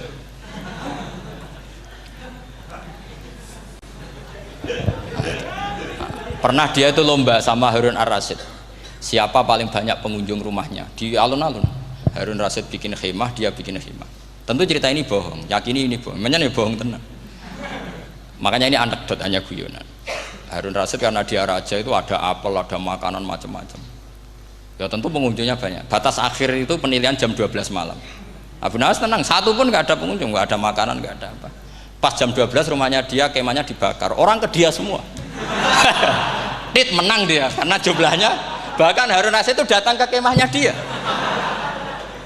karena lombanya kan pengumpulan massa terbanyak tit jam 12. Harun Rasyid pikirannya santri ya sugoi jajan mesti teko pikirannya gitu. Abu Nawas pikirannya beda, jenenge ana kebakaran pasti datang. Wis dihitung biaya khemah sama hadiahnya banyak hadiahnya. Yang ahli falak ini punya ilmu yang rasional, yang pinter sekali. Dia ilmuwan bahwa bumi itu bulat-bulat. Nah, saya lagi tren meyakini bumi flat nih, ya kacau nih. Gara-gara penjelasan sing sepihak. Ini wong nganggur. Lah wong ilmuwan kok sentimennya perkara wedi duit. Enggak boleh ilmuwan menyebut sentimen apa? Uang. Akhir bumi itu bulat-bulat. Jadi kalau Anda jalan ke timur terus nanti ke titik yang sama. Abu Nawas paham karena dia memang enggak ahli sains gitu. Suatu saat si profesor ini kemalingan, malingnya melayu ngetan. Terus minta tolong sama Abu Nawas kejarlah maling itu. Kemana? Ke timur. Dia ngejar ke barat. Ditanya sama profesor. Saya udah bilang larinya maling itu ke timur, kalau kejar ke barat nanti ketemu di titik yang sama. Akhirnya profesornya ngerti, oh ngenyek tuh, kira itu. Jadi, nah khawatir saya nanti kalau santri-santri tidak pinter ilmu, terus pilihannya ilmu kayak Abu Nawas, jalan pintas tadi. Karena belajar falak jelimet, belajar faraid apa? Jelimet, ada aul, ada roh, terus semua ada masalah yang ruwet-ruwet terus. Akhirnya mau olah bicara. Ini musibah inna lillahi wa inna ilaihi raji'un. Itu tidak boleh. Quran tidak mengajarkan itu. Quran tetap mengajarkan ilmu meskipun ada nilai seninya. Ya tadi nilai seni tadi misalnya Allah mencontohkan daraba wa masalah rajulan fihi syuraka. Terus kedua uniknya Quran itu begini. Setelah dipikir itu nyata-nyata lebih detail. Misalnya begini. Ketika Allah mencontohkan ba'udah itu nyamuk. Itu orang-orang kafir itu bilang gini, ya Muhammad, Tuhan Anda kehilangan stok ilmiah. Sehingga contoh itu enggak yang dahsyat tapi sekedar nyamuk. Wong nyamuk kok digawe contoh. Mbok ya contoh itu dinosaurus, tak jerapah, tak apalah yang keren itu. Mosok contoh apa? Nyamuk. Terus Allah menjelaskan innallaha la yastahi ayyadriban apa? Masalam ma. Contoh apa saja? Apa saja itu ditafsiri ba'udatan fama fawqaha. Entah itu nyamuk, fama fawqaha atau yang di atasnya nyamuk. Maksudnya di atasnya itu fil killah atau fisighor atau yang di atas nyamuk yang lebih kecil ketimbang nyamuk. Sekarang saya contohkan kata Rasulullah, contoh yang kecil saja, nggak usah bikin nyawa, nggak usah, itu terlalu mustahil. Seorang pemahat patung, terus kamu pesen, Pak aku gaekno patung gajah, mesti muni sanggup. Tak muni, Pak gaekno patung gajah ukurannya ya semestinya gajah, oke. Tapi Pak aku gaekno patung nyamuk, ukurannya ya sak nyamuk. Kira-kira sanggup apa enggak? Artinya ketika Allah gawe nyamuk itu lebih sulit ketimbang gawe gajah apa lebih mudah? Lebih sulit. Karena nyamuk yang sudah kecil, dia punya alat kelamin terus seberapa juga? Alat kelaminnya juga tetap harus ada lubangnya, terus seberapa juga? Temen saya malah ada yang cangkem elek bilang gini, lalu ya punya kuman, kumannya seberapa? Nah ini pentingnya ngaji akal. Kamu jangan hanya bilang, wow dinosaurus, jerapah, seru nyamuk. Nah karena orang sudah ada itibar dengan nyamuk, didatangkanlah nyamuk banyak. Sebenarnya nyamuk banyak itu mergo mangkel, gak diperhatikan itu. Makanya terus. Lah ini saya tahadus binemat, istri saya itu sering protes. Istri saya kalau manggil saya Gus karena orang Jawa Timur. Itu sama-sama jagongan itu, saya itu tidak pati sering digigit. Namun ya digigit tidak sesering sampean, itu jelas. Terus saya tanya, Gus punya doa apa, kenapa tidak pati begitu digigit nyamuk? Saya bilang, karena saya sudah tahu hikmahnya nyamuk. Jadi harusnya dia sudah tidak nyerang saya, kata saya gitu. Makanya ini ijazah, agak mandi salah sampean gitu. Karena tadi logika yang terbangun gitu. Kalau Allah bikin gajah, melubangi belalai gajah itu masih masuk akal. Bahkan saat kita bikin patung masih bisa. Tapi kata tadi nyamuk itu sudah kecil, harus punya usus, harus punya alat kelamin, harus punya telur. Telurnya juga detail lagi. Ini disebut innallaha la yastahyi ayyadriba mathalam ma ba'udah. Sehingga ba'udah di mata ahli tafsir, di mata ulama ini contoh yang luar biasa. Tapi di mata orang-orang yang nggak seneng mikir, kok terima nyamuk itu. Makanya saya minta kangkang di sini bisa makan itu harus syukur. Makan itu luar biasa. Saya itu sering nyontohkan di Jogja ini. Saya punya teman sakit. Kalau nggak ada obat dari Belanda itu mati. Kalau ini nggak dapat obat bagus dari Belanda atau dari Jerman itu meninggal. Berapa bulan lagi matinya? 3 bulan. Kalau nggak sampai dapat obat mati 3 bulan. Oh masih mandi obat yang di Jogja. Apa itu makan atau minum? Kalau orang nggak minum nggak sampai 3 bulan sudah mati. Boy orang itu mikir seperti itu. Tapi kita ini kalau obat dari Jerman, dari Belanda itu hebat. Kalau enggak kita mati sebulan lagi, 3 bulan lagi.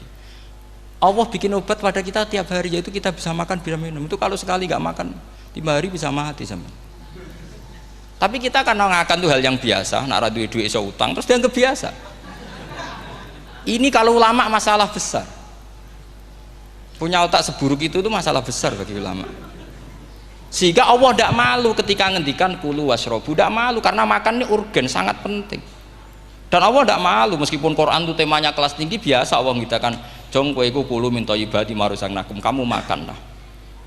Karena minum obat itu kebutuhan kita ketika sakit. Tapi kalau makan adalah kebutuhan kita sihatan wasukman, saat sakit maupun saat sehat. Nah, kalau Anda dengan kualitas ini ketika Allah membicarakan makanan itu Anda akan respect sama Allah karena memang ini urgen betul.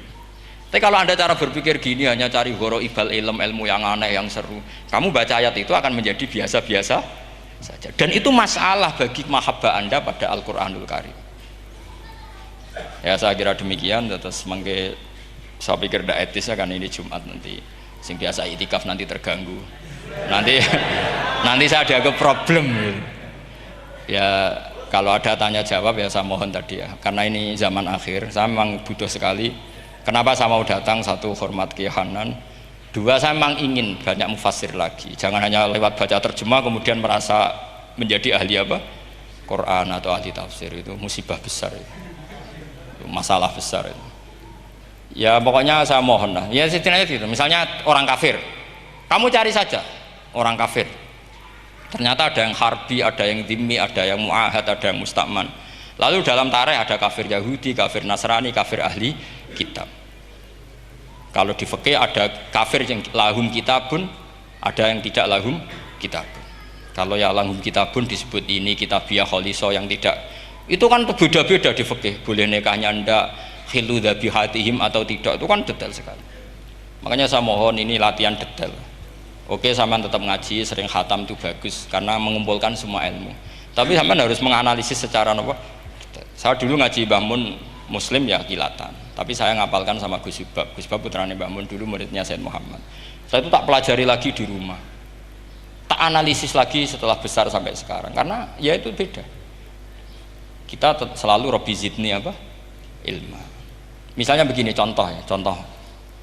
Kita mungkin tahu maknanya ayat tertentu itu begini, misalnya begini,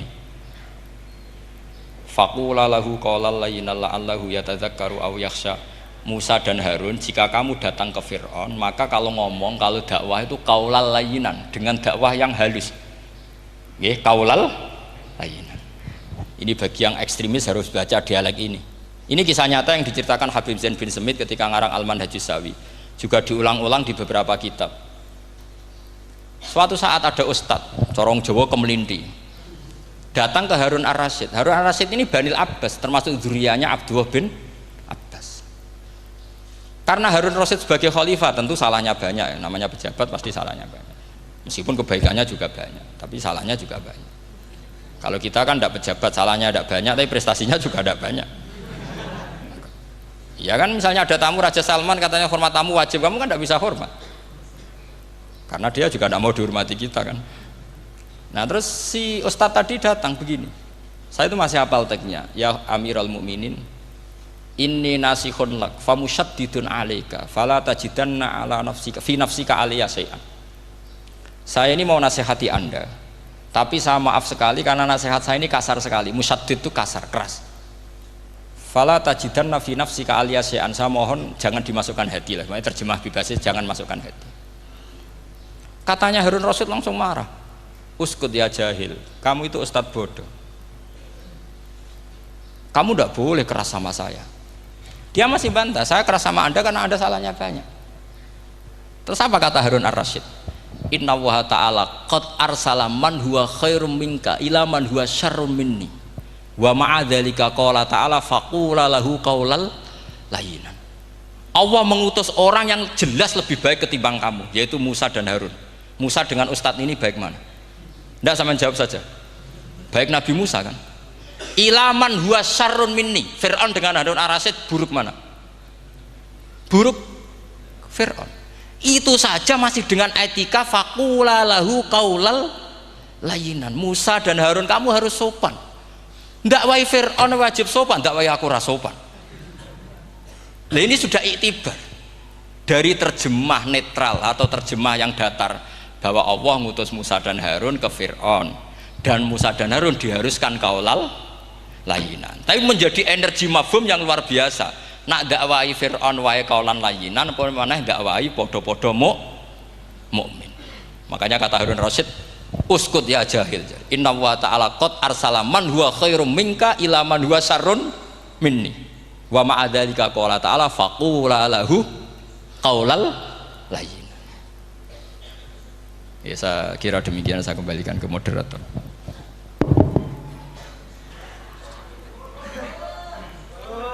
Ya, setengah jam Jumatan. Ini nanti Jumatan, setengah jam apa nih pun mepet. Alhamdulillah, penyampaian materi dari beliau telah selesai. Sangat menarik, gamblang dan sangat jelas sekali, sehingga mungkin tidak butuh untuk kesimpulan dari moderator. Jadi dialog ada waktu 30 menit. 30 menit kami buka 2 pertanyaan dulu, mungkin yang dari depan ada mic, monggo diparingi. Niki Bapak Majroh niki. Satu orang satu pertanyaan Pak nggih.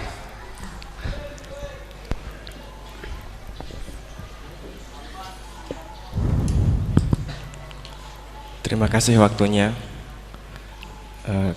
kepada Kiai Ahmad Bahauddin Nur Salim. Saya mau bertanya mengenai tadi yang disampaikan bahwa setiap umumul Quran pasti ada mukhassisnya. Ketika dilihat zaman sekarang ada kelompok liberal yang mencoba untuk mengamandemen Al-Quran dengan tidak mengkaitkan konteks zaman dulu, malah mengkaitkan dengan konteks zaman sekarang. Ambil contoh dalam permasalahan ibadah haji, mereka ingin merubah haji wukufnya nggak cuma di bulan Dzulhijjah tetapi di bulan Syawal pun juga boleh. Nah, jadi sudut pandang panjenengan gimana masalah apakah memang bisa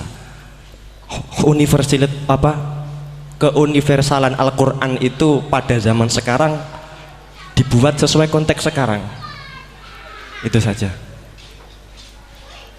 Sampun? Nggih. Nggih. Penanya kedua, monggo.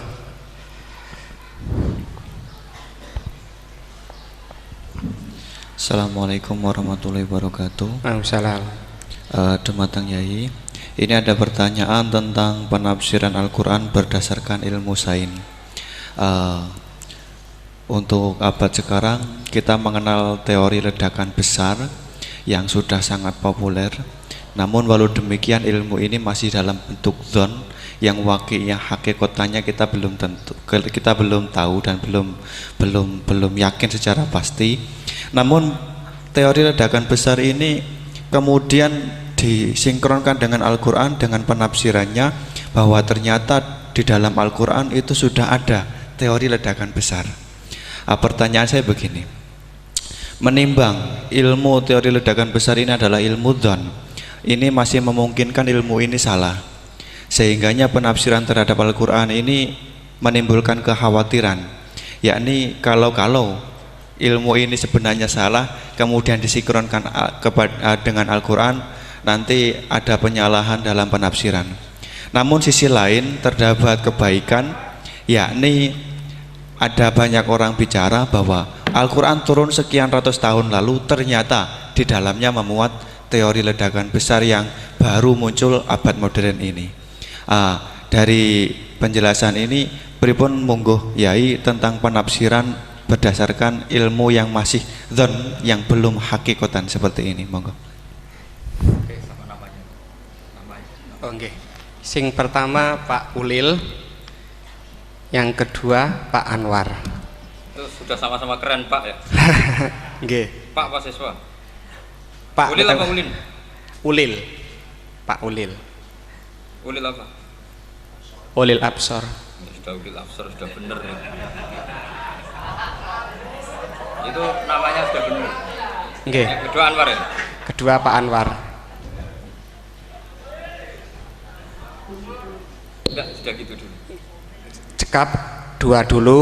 Sing pertama mungkin nek jenengan niki pertanyaan yang pertama, apakah keumuman Al-Quran bisa ditaksis sesuai konteks sekarang, konteks sekarang kekinian niki. Niku pertanyaan yang pertama. Pertanyaan yang kedua, kejadian sains yang sesuai dengan sains, ilmu sains niku apa bisa juga dibenarkan ditafsirkan ke Al-Quran, mengingat ilmuwan-ilmuwan sains sekarang mengatakan bahwa Al-Quran itu banyak yang sesuai dengan sains akhir-akhir ini. Nah, seperti ledakan besar niku kalau diarahkan ke Al-Quran, apa memang sains itu sebenar-benarnya persis dengan Al-Quran atau masih ada kemungkinan nggak sama? Hafal Quran? Buatan apa belum? Tapi hafal juz 30. Nggak betul. Enggak. Ya. Ini rileks saja ya. Memang saya ulang lagi. Memang syaratnya itu hafal Quran tadi. Enggak, karena begini, saya berkali-kali berdebat sama orang-orang liberal. Sekarang saya tanya, mereka kan senang sekali ya mengutip ayat la ikraha fiddin, bahwa dalam agama itu tidak perlu pemaksaan. Sebetulnya ayat itu jelas ada terusannya qad tabayyana rusydu minal ghayy. Yang benar tentu begitu jelas, terpisah betul begitu jelas, yang benar ya benar, yang salah ya salah. Sehingga kita tidak perlu memaksa orang, misalnya 2 ditambah 2 itu 4, terus kamu paksa, kalau nggak mengatakan 4 tak penjara, itu tidak perlu.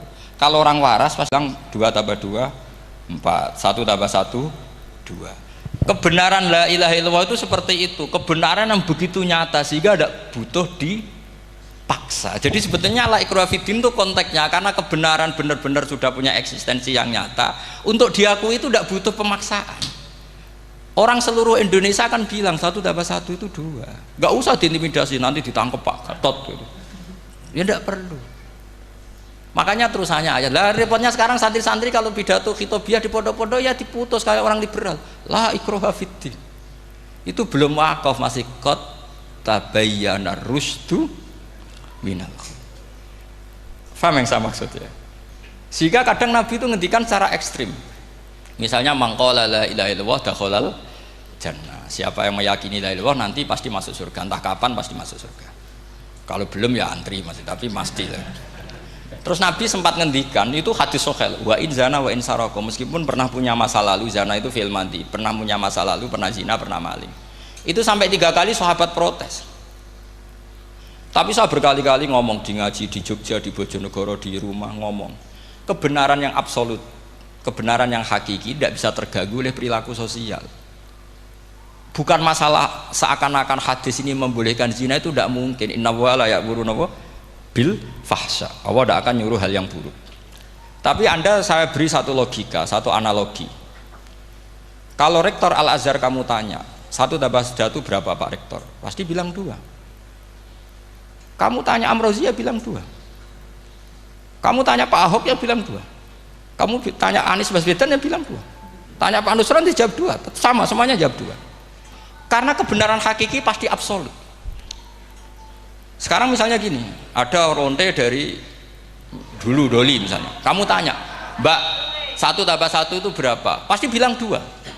Jangan kamu mentang-mentang imam masjid, saya tak jawab 3, saya kan imam masjid, masa sama dengan lonte? Tidak bisa, kebenaran absolut itu pasti sama. Mbok rektor Al-Azhar sama siapapun ya jawabnya sama. Paham yang saya maksud? Sebab itu kadang Nabi ngendikan wa in itu la ilaha illallah itu kebenaran absolut, lebih absolut ketimbang 1 ditambah 1 2. Sehingga kebenaran absolut la ilaha illallah itu nggak bisa terganggu oleh apapun. Paham ya maksud? Nah itu maksud qad tabayyana rusdu minal. Kita tanya rival politik. Pak Jokowi kamu tanya 1 tambah 1 ya 2, Pak Prabowo ya bilang 2. Bukan karena rival politik. Tadi Pak Jokowi jawab berapa? 2. Ya udahlah 4. Tidak ada seperti itu. Itu disebut qad tabayyana rusdu. Nah kembali ke ide tadi, ide bahwa wukuf boleh di mana saja, terus boleh tidak syawal, itu udah ide. Sebenarnya sampean mikir saja itu sudah kriminal. Berarti sampean ngapalkan pikiran salah ya. Karena kalau kita diskusikan itu lucu sekali, karena ya itu sudah begini loh kaidah khilaf itu, saya kasih tahu. Walaysa kullu khilafin jaa mu'tabara illa khilafal ladzi hadzum minan nadhari.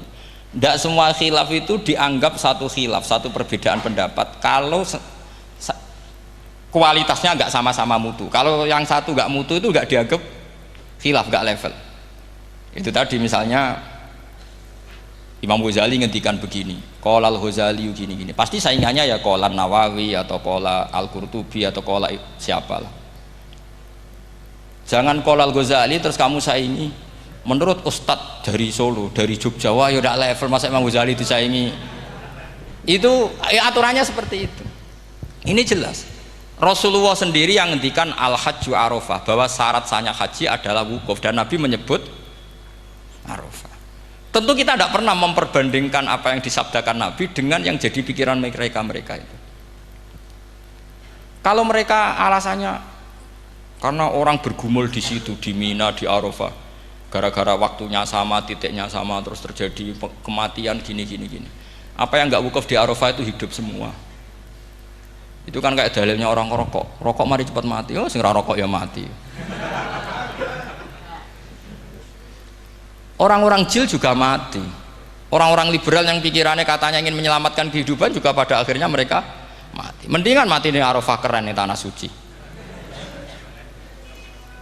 Bodoh usah begitu. Sebenarnya begini loh. Mereka itu menjadi salah karena nggak mau ngaji fikih secara serius. Saya itu memang menyesal sekali ya. Kenapa sih orang wukuf itu kok dungani suwira barbar itu memang sakiliane. Boy dongo aku yakin pangeran apian sediluk itu tetap dituruti. Gitu aja gak usah lama-lama. Ya kata hikam kan gitu. Ngelingno pangeran ujo suwi-suwi, sing perlu dielingno sing iso lali. Pangeran iso lali kok amen mbok elingno wae kan gitu cara madzhab hikam. Makanya kata madzhab hikam kan gitu. Wa inna ma yunabbahu man yajuzu alaihil ikhfal. Yang boleh diingatkan yang mungkin lupa. Tapi kalau masih ingat ya sudah tidak usah diingatkan lagi. Doa itu sekali saja. Saya ini termasuk korban kitab hikam. Loh, saya itu berkali-kali ke Mekah. Itu saya kalau dongo itu pertama di Multazam berdoa. Itu saya sebagai santri ya pas di Multazam ingin berdoa lagi, Tapi mesti spontan itu ingat hikam. Yang boleh diingatkan, yang mungkin lupa. Akhirnya bilang, ya sudah tadi Gusti, ya gitu dok. Di putaran ketiga bilang, tadi loh Gusti, ya gitu terus. Karena memang saya malu mengingatkan zat yang nggak mungkin lupa. Tapi sampean jangan ikut saya, ini kriminal.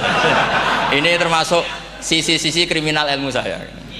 Tapi ilmunya ada, sampean cari di hikam. Wa inna ma yunabbahu man yajuzu alihil ikhfal. Yang boleh diingatkan, yang berpotensi lupa.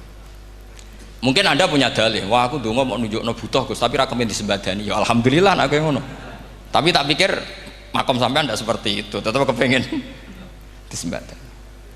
Lalu pertanyaannya kemudian, kalau kita ngikuti fikih, sebetulnya nggak perlu menumpuk di Arafah. Sama cari di takrib, di mu'in, di semua bab fikih. Wukuf di Arafah itu sah dan nggak perlu muksun. Walau mutarodidan, meskipun hanya jalan-jalan. Bahkan di Fathul Mu'in diberi walau lagi, walau fitolabi abidin. Moro Arafah mbek golek dhuwit ceblok atau golek apa ngono ya wis sah. Lho andai kan semua melakukan itu mau ngesif muter saja kan selesai kan. Mari terus dodongkrok di situ lama-lama. Iya enggak? Zaman Fathul Mu'in dihentikan walau mutarodidan, lewat tok itu sudah sah. Bahkan walau fitolabi abidin meskipun tidak punya niat wukuf. Pokoknya ke situ ya sudah nyari-nyari apa gitu. Sing mari menumpuk gara-gara semua itu ingin ideal. Wah mumpung di Arafah, ngentekno Tegal, ngentekno sawah, wah sudah. Makanya kalau haji itu sama orang yang ngedol Tegal mesti seru, wah itu nangis.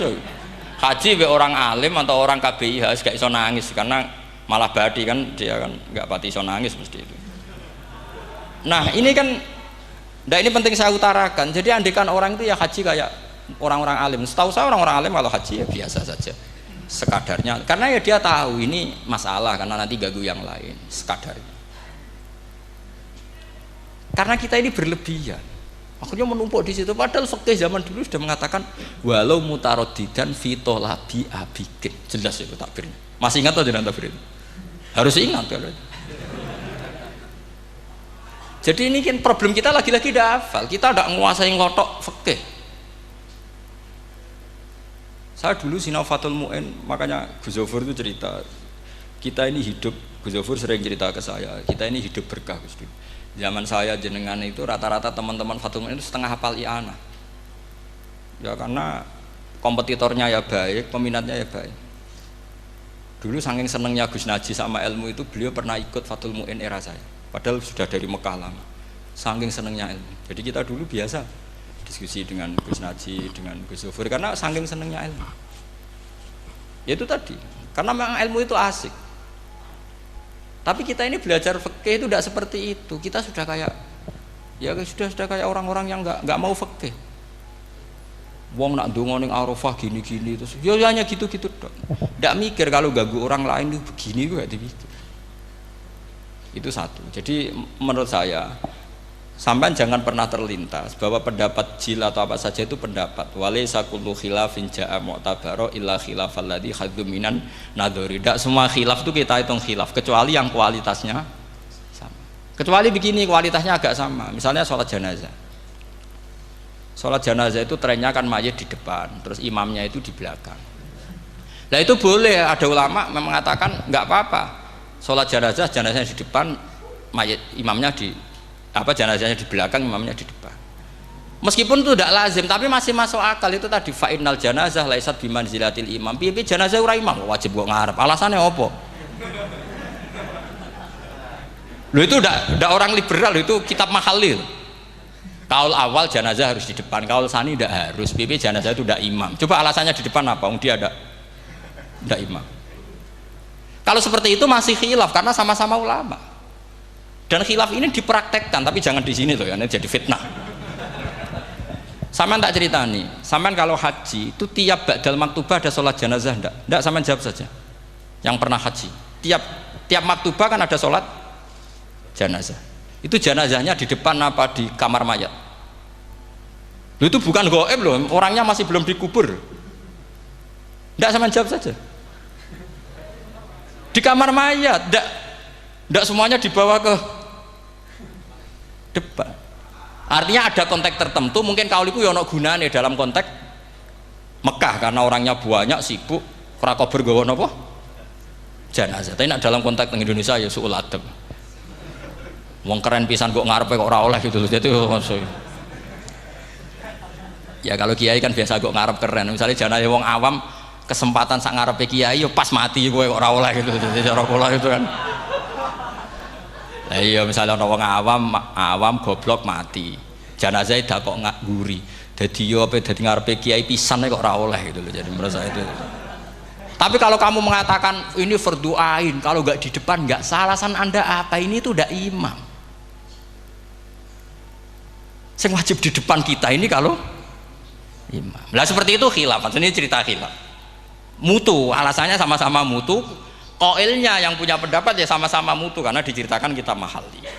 Dan dipraktekkan di Arab Saudi, yaitu banyak jenazah di kamar mayat, tetap sholat apa? Jenazah. Gaib. Itu pernah saya praktekkan. Tapi sekali itu saja, mungkin tidak terulang. Pas kemarin Banafe Hajin. Banafe itu dekat jenazah itu tidak mungkin, banyak sekali. Gak sholat itu bengi-bengi tak anteni nganti jam loro. Dan saya akrab sama beliau, sering guyon sama saya. Sebelum meninggal tuh berkali-kali ya memang masih keluarga sama saya, jadi sering guyon. Dulu sering guyon sama saya. Ya aku sebenarnya tenanan ini sering ngandani saya gitu. Saya nggak ngira kalau mau wafat. Akhirnya saya itu ke masjid sama anak saya namanya Hasan. Acung nyelati Banafe. Pak kok nggak di depannya? Ya sudah ini darurat. Karena nggak mungkin mendekat beliau. Jadi ya itu tadi buktinya sholat gaib. Sholat gaib juga misalnya orang Kediri boleh nggak nyolati orang yang mati di NTT yang lebih timur, boleh nggak? Boleh, padahal mayatnya di belakang karena memang tidak imam. Lah kalau seperti itu khilaf, ini cerita kalau seperti itu khilaf meskipun agak-agak kontroversi tapi kualitasnya masih waras lah, masih bagus. Sampai kalau nggak percaya cari di Mahali di bab jenazah. Kalau mahalinya ada di Qalyubi, tapi jelas saya yakin itu ada. Saya tidak donan yakin jangan. Kalau nu mulang, ya mulang terus tidak punya masalah ingatan. Jadi ingat betul kalau takbir itu ada gitu. Jadi saya ingat betul kalau takbir itu ada. Nah terus pertanyaan kedua dari Kang Anwar tadi itu memang problem ya. Tapi itu bisa diatasi lewat seni menulis. Biasanya kalau seorang penulis, apalagi di Indonesia itu kan gampang sekali. Kalau kata itu bisa bias atau majas, kan bisa dikasih tanda kutip, dikasih tanda apa? Kutip. Itu memang nyata ya. Saya pernah berdebat berkali-kali lah. Saya kan satu tim ya dengan Pak Zaini, dia seorang profesor, juga pernah tanya Gus Wafi, putrane Mbah Mun saat di Syria. Zaman itu saya Ramdan Al-Guti masih hidup. Saya itu punya komunitas dokter. Ini cerita nyata ya. Yang dia tanya gini, Pak Bahak, kita ini ahli embriologi. Dan tidak pernah ada ceritanya ada segumpal darah dalam proses embriologi. Yang ada itu sekian zigot yang berhasil nempel di dinding rahim itu nanti yang jadi janin. Jadi kalau kita ngaji ada segumpal darah itu menjadi aneh bagi kita karena proses itu tidak ada. Ya saya jawab ya enteng saja. Ya kan yang bilang segumpal darah itu kiai kan tidak Quran. Makanya benar Kang Anwar tadi yang ngomong itu mufasirnya atau kiainya yang nerjemah. Kalau Quran hanya bilang min alakin. Iqra bismi rabbikal ladzi khalaq khalaqal insana min alaq. Alaq itu kan dari kata alaqa ya'liku alaqon, sesuatu yang nempel itu namanya alaqah. Makanya di Alfiyah ada wa ulqatun hasilatun, ulqah itu sesuatu yang terkait atau yang menempel. Sehingga ya pokoknya kalau alaq itu artinya tidak harus segumpal darah, bisa sesuatu yang menempel. Sama cari di kamus, dicari sama dia kamus. Alika ya'liku menempel. Oh, ya oke Pak, enggak masalah. Nah, lalu kalau kita memaksakan itu bukti ilmiahnya Quran ya resiko juga. Nanti ada penelitian yang berbeda. Makanya kita bisa memanfaatkan tanda kutip. Kalau lafadz itu majas atau kata itu majas, kalimat itu majas. Atau kita menganalisis secara balaghah min jinsi dzalikat dam. Misalnya begini. Saya kalau sedang benci Anda, saya akan bilang kamu itu membawa WC. Wong tak melete gawa WC ngalor ngidul. Karena di perut kita memang ada kotoran. Berarti kita ini WC yang melaku ngalor ngidul. Oke, itu saat kita benci manusia. Coba sampean lihat di kitab tasawuf. Faqih fatatakabbar wa anta kanafun minal aknam. Itu kan disebut, kamu kok sombong kowe iku WC mlaku. Tapi nanti kalau kamu ngaji di alam rohani, kamu disebut laqad khalaqnal insana fi ahsani taqwim. Artinya bisa saja alakin ini benar-benar maknanya segumpal darah. Tapi dalam konteks manusia, jenis kamu adalah jenis segumpal darah. Bukan dalam proses embriologi mengalami segumpal darah. Kita masih bisa berkelit, asal kamu ilmunya banyak, hafalan banyak, tetap bisa berkelit. Problemnya kadang kita tidak punya ilmu. Loh ya, ini kisah nyata ya. Jadi kemarin entah tanggal berapa saya lupa, itu kan Kemenak datang ke Yai, ke Mbah Mun, ke Gus Zofur. Di antara usul saya seperti itu, mbok terjemah Kemenak, kalau yang terkait sain itu dikasih bahasa yang bias, karena nanti kalau tidak bias, ini nanti ada penelitian kelihatan Quran dianggap loh ya, dianggap salah. Sebenarnya salah yang terjemah. Atau kita yakin sesuai ilmiah, ternyata suatu saat ada penemuan yang berbeda. Kita bisa manfaatkan tadi seni menulis tadi, misalnya tanda kutip atau dipakai kata bias. Ya misalnya begini, contoh paling gampang tadi, misalnya kita bangga misalnya Quran terbukti benar ketika mengatakan wa ja'ala bainahuma barzakha wa hijra mahjura, antara air tawar dan air laut itu ada pemisah. Kita mungkin ya setuju nyari-nyari ayat tentang Big Bang, tentang apa ledakan yang dahsyat. Tapi apapun itu teori itu bisa iya bisa tidak. Nah itu kita bisa manfaatkan tanda kutip. Atau seni pakai lughat. Saya beri contoh seni lughat begini. Keyakinan santri yang di sini, yang di kewagian sini, makhluk itu yang terkenal kan 3, manusia, jin, terus setan. Sudah kan 3 itu. Keyakinan sampean manusia dengan jin sama apa enggak? Beda kan, katanya beda. Terus jin dengan setan itu beda apa sama? Enggak, sampean jawab. Beda, rata-rata santri fikih bilang beda, karena jin itu bisa mukallaf, bisa sholat, bisa enggak. Kalau setan pasti enggak sholat. Tapi pecinta orang sholat dia, kalau orang sholat datang, penggemar dia, mau ganggu gitu. Nah sekarang pertanyaannya gini, lalu ketika para ulama mengatakan jin dan malaikat itu beda, jin dengan setan beda, tapi di Quran itu ada loh ayat fasajadu illa iblis kana minal jinni fafasaqa an amri rabbi. Jelas ayatnya di surat Isra kalau nggak salah tuh, kana minal jin, karena ono sopo iblis iku minal jinni. Padahal tadi Anda yakin iblis dan jin itu tidak sekategori, tapi ayat itu karena minal jin. Caranya gimana? Gampang, sama cari di tafsir Baghawi atau tafsir Ibnu Katsir. Caranya adalah dianalisis secara lughat. Sesuatu yang nggak kelihatan atau yang gelap disebut jannah. Misalnya malam, kata Quran apa? Falamma janna alaihi lailu ra'a kaukaba. Karena malam itu gelap disebut jannah. Orang yang gila karena masturul akli disebut majnun. Karena madatul kalimah sama-sama jinnun. Madatul kalimah kan sama kan? Jim nun musyaddad berarti jim nun nun. Saya ulang lagi ya. Kalau malam disebut falamma janna alaihi lailu. Kalau orang masturul akli disebut majnun. Orang dalam kandungan disebut janin. Kullu dzalika yusamma bidzalik li'annahu mastur. Semua dinamakan itu karena mastur, tidak kelihatan. Nah, sekarang sampai tak tanya, iblis itu kelihatan apa enggak? Enggak. Berarti kalau kana ana sapa iblis minal jinni setengah barang sing ora ketok. Kecumanane minal jinni kelompok jin. Nanti kamu masalah dengan kiai Anda meyakini, "Lho jin kok iblis?" Beda. Jin itu iso ngaji. Ya gampang saja, kalau jin yang sakolen ya jin yang bisa Islam bisa kafir.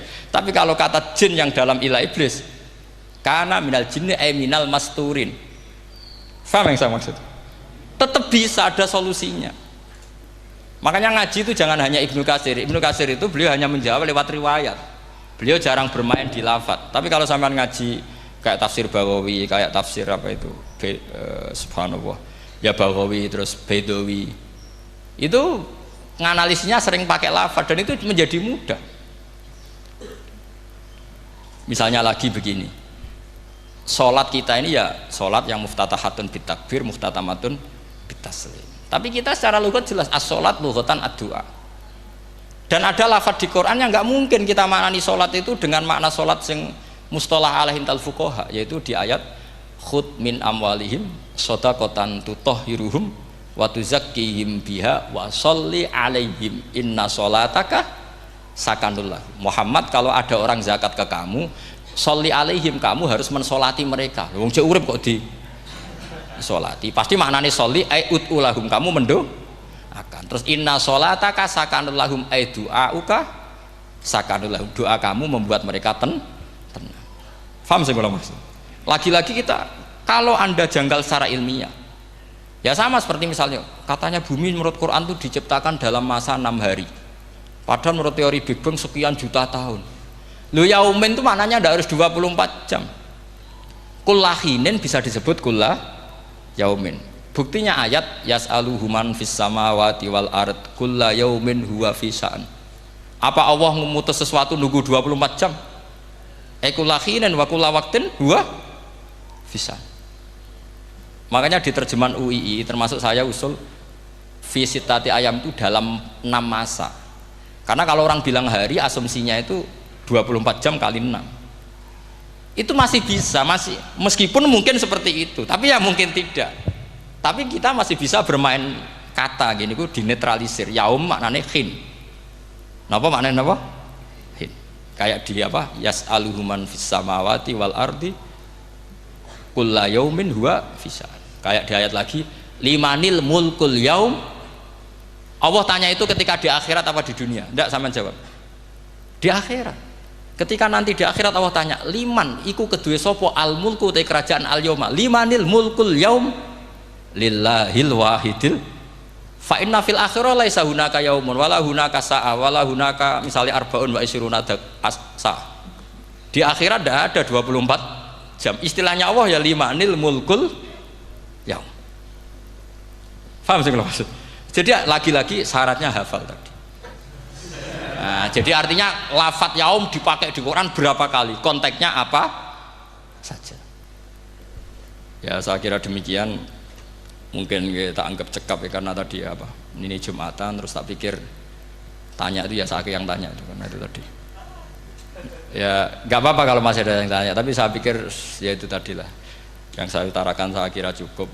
Kalau ingin alim memang syaratnya harus hafal banyak, terus ya kalau ndak ya itu tadi harus orang sudah ndak ada semua, terus tinggal kita yang hidup itu pasti kita alim sendiri itu.